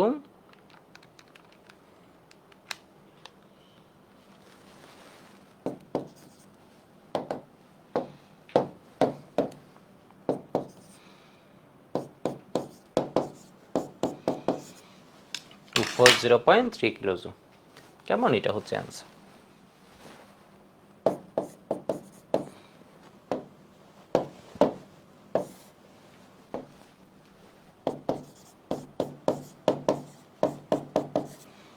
টু 240.3 কিলোজুল।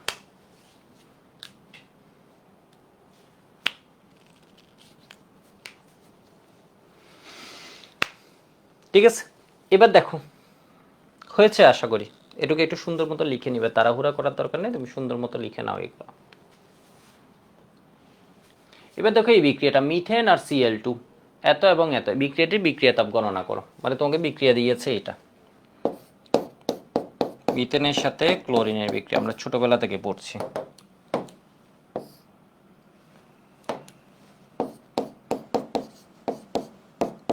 বোর্ড পরীক্ষায় তো আর এমসিকিউতে এটা আসবে না, কিন্তু অ্যাডমিশন এমসিকিউতে দিয়ে দিতে পারে। দেখো মিথেনে কার্বনের জীবনে হাইড্রোজেন আছে কয়টা? 4টা।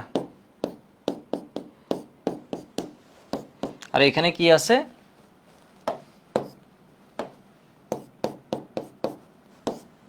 এখানে মিথেনে কার্বনের জীবনে 3টা হাইড্রোজেন এখন অবশিষ্ট আছে, আর একটা কি আসছে? ক্লোরিন। কেমন? আরেকটা আসছে কি বলতো? ক্লোরিন। তাহলে দেখো এখানে ব্রেকআপ হচ্ছে কার? একটা কার্বনের সাথে একটা হাইড্রোজেনের এই বন্ধনটা ভাঙছে, একটা ক্লোরিনের সাথে ক্লোরিনের বন্ধন ভাঙছে। বন্ধন গঠিত হচ্ছে কার?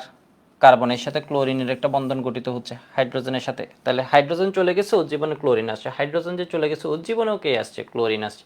তাহলে সহজে যদি আমরা বলি, বইয়ে দেখবে এখানে সবগুলা 4টা এত বন্ধন হিসাব করেছে, এত হিসাব করা লাগবে না। তাহলে বন্ধন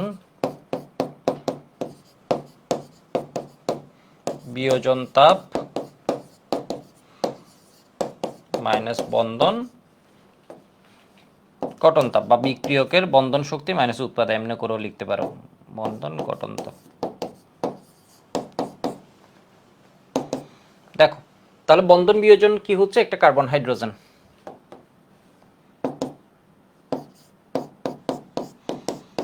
প্লাস কি একটা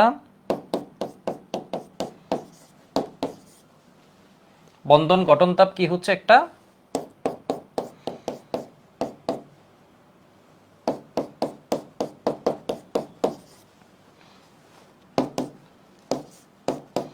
এটা কার্বন হাইড্রোজেন বন্ধন শক্তি কত? 413। ক্লোরিন ক্লোরিন কত হয়? একটা কার্বন ক্লোরিন 339, তাই তো? 33। এটা হাইড্রোজেনের সাথে ক্লোরিন, তাহলে কত? 42।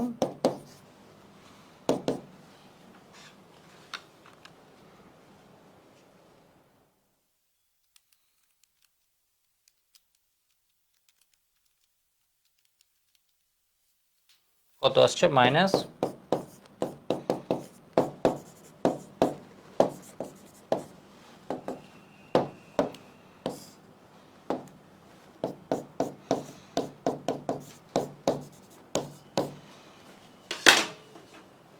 আশা করি বুঝতে পারছো। ঠিক আছে, আশা করি বুঝতে পারছো। এই ম্যাটটাই কিন্তু দেখো একটা বন্ধন ভাঙছে, এখানে একটা বন্ধন ভাঙছে, এই বন্ধনটা গঠিত হচ্ছে, এই বন্ধনটা গঠিত হচ্ছে। ঠিক আছে, তো বইয়ে দেখবে এই ম্যাটটা করার সময় করছে কি 4টা বন্ধন ভাঙতেছে, এখানে একটা, আবার এখানে 3টা গঠিত হচ্ছে। এই 3টা বন্ধন আর এই 3টা বন্ধন ভাঙা, এখানে গঠন, এগুলো তো হচ্ছে সেম। তাহলে এগুলো ধরে লাভ নেই। যেমন এই যে দেখো বইয়ে করতে কি 4টা বন্ধন ভাঙছে বিক্রিয়কের, ঠিক আছে, একটা ক্লোরিন ক্লোরিন, এখানে আবার 3টা গঠিত হয়েছে। তো আলটিমেট রেজাল্ট কি হলো? তুমি একটা সিসিএল এত। বিষয় বুঝছো? মান হয়তো একটু এদিক সেদিক দিয়েছে, এই জন্য অ্যান্সার কি আসছে? একটু এদিক সেদিক আসছে, আদারওয়াইজ হচ্ছে একদম সেম। ঠিক আছে, মানগুলা দিতে দেখবা হচ্ছে এখানে একটু এদিক সেদিক দিয়েছে, ওই জন্যই। তাহলে কত? -110 কিলোজুল পার মোল। ঠিক আছে না? 413 এটা, আর এটা হচ্ছে কত, ক্লোরিন, ক্লোরিন 243, ঠিকই আছে। এগুলো তুমি কিন্তু খাতায় সহজেই লিখে ফেলতে পারবা। তুমি বলবা হচ্ছে এটা ভাঙতে লাগছে কত, 413 এমসিকিউ আসলে এত কিছু লিখাও লাগতেছে না, এটা ভাঙছে তাহলে 243। গঠিত হয়েছে যেটা, এটার জন্য মাইনাস দিব, একটা কার্বনের সাথে ক্লোরিন, কার্বনের জীবনে ক্লোরিন আছে, এটা একটা আছে হাইড্রোজেন, তাহলে -339 মাইনাস কত বলো তো, 427, তাহলে কত, -110। এত কিছু লিখাও লাগবে না। গ নাম্বারের কোয়েশ্চেনে এটা লিখবা। তাহলে এই চ্যাপ্টার মূলত আমাদের এইটুক। কেমন, এই কোয়েশ্চেনটা তোমরা নিজেরা করবা। এখানে কার্বন কার্বন ট্রিপল বন্ড ভাঙছে, কার্বন হাইড্রোজেন বন্ধনও ভাঙছে। কেমন, খুব ইম্পর্টেন্ট এই ম্যাথটা, আমার কাছে ভালোই ইম্পর্টেন্ট মনে হচ্ছে। এটা করবা, পারবা তো সবাই? পারবা তো সবাই? একটু দেখো তো, কার্বন কার্বন ট্রিপল বন্ড ভাঙছে ইথাইন যেহেতু, আবার কার্বন হাইড্রোজেন বন্ধন ভাঙছে কয়টা, একটা কার্বন কার্বন ট্রিপল বন্ড ভাঙছে, এটা একটা ভাঙছে, আবার কার্বন হাইড্রোজেন বন্ধন ভাঙছে দুইটা। এখানে কি হচ্ছে, H2 এর সাথে বন্ধন ভাঙছে, HS বন্ধন ভাঙছে দুইটা। তাহলে এগুলো হচ্ছে প্রয়োজনীয় শক্তি, ড্যালেজ হচ্ছে পজিটিভ তাপহারী। বন্ধন গঠিত হচ্ছে কি বলতো, ইথেন। ইথেন মানে কার্বন কার্বন একটা বন্ধন গঠিত হচ্ছে, কার্বন হাইড্রোজেন বন্ধন গঠিত হচ্ছে কয়টা, এখানে 3টা, এখানে 3টা, 6টা। ঠিক আছে, এগুলো হচ্ছে খরচ খাতা। লাভের খাতায় কি হচ্ছে, একটা কার্বন কার্বন, ঠিক আছে, কার্বন হাইড্রোজেন হচ্ছে 6টা। রেজাল্ট পেয়ে যাবা।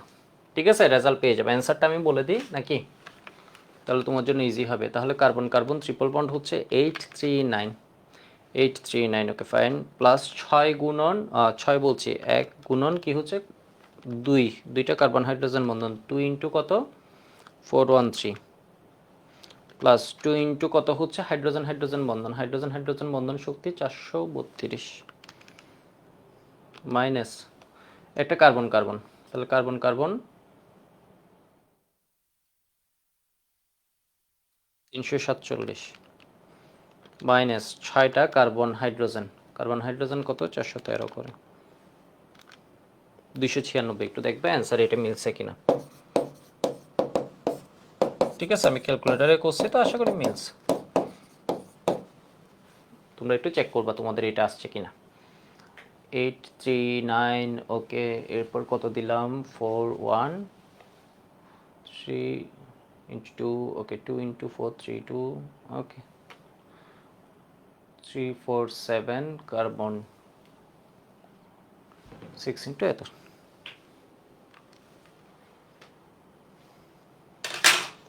ঠিক আছে, তাহলে আমাদের রাসায়নিক পরিবর্তন চ্যাপ্টারটা যে তোমাদেরকে পড়ানোর উদ্দেশ্য নিয়ে শুরু করেছিলাম, যাক এটা মানে আসলে শেষ করতে পেরেছি, বেশ ভালোই লাগছে আসলে। কারণ একটা চ্যাপ্টারে 20টা ক্লাস নেওয়ার একটা টার্গেট নিয়ে শুরু করাটা খুবই বিশাল একটা ব্যাপার, যেহেতু অফলাইন অনলাইন দুইটাই ছিল। তো এটা শেষ হয়েছে, বেশ ভালো একটা দিক। এরপরে আমরা কি করব বলো তো, সাইকেল 4টা শুরু করে ফেলবো ঈদের পর থেকে। সাইকেল 4 হচ্ছে তোমার, জাস্ট গুগলে কেমশিফু শপ লিখে সার্চ দিলেই পাবে। আমাদের এখানে কমেন্টে যদি না পাও জানাবে, আমরা লিঙ্কটা দিয়ে দিব, কেমন। আর অফলাইন ব্যাচের জন্য তোমাদের ভর্তি শুরু হয়ে গেছে, তোমাদেরও ক্লাস শুরু হয়ে যাবে যারা চট্টগ্রামে আছো। তো তোমরা অফিসে এসে এই বিষয়টা একটু জানবে। আর একটা বিষয় বলে রাখি, জৈব রসায়ন চ্যাপ্টারটা আমরা খুব সুন্দরভাবে পড়বো এখানে, দেখবা খুবই সুন্দরভাবে পড়বো সাইকেল 4-এ। আর পরিবেশ রসায়নটা আমি তোমাদের ধীরে ধীরে এখানে আবার দিতে থাকবো। আর যারা যারা পুরোটা কমপ্লিট করেছো অবশ্যই অবশ্যই কমেন্টে জানাবা। আশা করি কলেজ পরীক্ষাতে তোমরা আটকাবা না, মেডিকেল পরীক্ষায়ও কোনো কনফিউশন থাকবে না, কারণ আমরা মূল বই ধরে আসলে শেষ করেছি। এরপরে বুয়েট পরীক্ষায়ও দেখবা হচ্ছে এর বাইরে তোমার শুধু পরীক্ষা দেয়া আর বিগত বছরের কোয়েশ্চেন ব্যাংকটা একটু সলভ করা লাগবে। তো এই জিনিসগুলো আমি যেগুলো পড়িয়েছি তোমার ফার্স্ট ক্লাস কাজ, তুমি সব একসাথে করতে, আমি যা পড়িয়েছি এই জিনিসটাই বারবার করো আগে, এই জিনিসটাই বারবার করো আগে। বুয়েটের জন্য লাভ দিবে না, আগে মেডিকেলের জন্য লাভ দিবে না, আগে করবা কি এমসিকিউ সলভ করো, এরপর সিকিউ সলভ করো। এই চ্যাপ্টারটা এখানে পড়েছি আমি, তো নিজে অনেকগুলো সিকিউ সলভ করিয়েছি। এরপরেও তুমি নিজে আরও ধরো টার্গেট নাও যে 150 এমসিকিউ পড়বা। ঠিক আছে, তোমার যে গাইড বইটা আছে বা কমপ্লেক্স সিরিজ বা সাইকেল যে বইটা তোমার আছে এখান থেকে যে কোনো একটা বই থাকলেই হবে, তুমি আরও 150 এমসিকিউ এই চ্যাপ্টারের উপর করো। এরপর এই চ্যাপ্টারের উপর আরও 10টা সিকিউ করো। কেমন? এরপর তুমি করবা কি বিগত বছরের মেডিকেল বা বিগত বছরের বুয়েট কোয়েশ্চেন সলভ করো। আগে মেইন কাজ যা পড়িয়েছে এটা তুমি 1-2 বার খুব ভালোভাবে পড়ো, রিভিশন একদম মাথায় সেট করে নাও। এমসিকিউ পড়ো 150টার মতো টার্গেট নাও, সিকিউ পড়ো 10টা, এরপর বিগত বছরের বুয়েট মেডিকেল কোয়েশ্চেন পড়ো। কেমন? তো আশা করি চ্যাপ্টারটা বেশ ভালোভাবে তোমরা বুঝতে পারছো। এই ক্লাস এইটুক, পরে আমাদের অ্যানাউন্সমেন্টটা আমরা দিয়ে দিব গ্রুপে।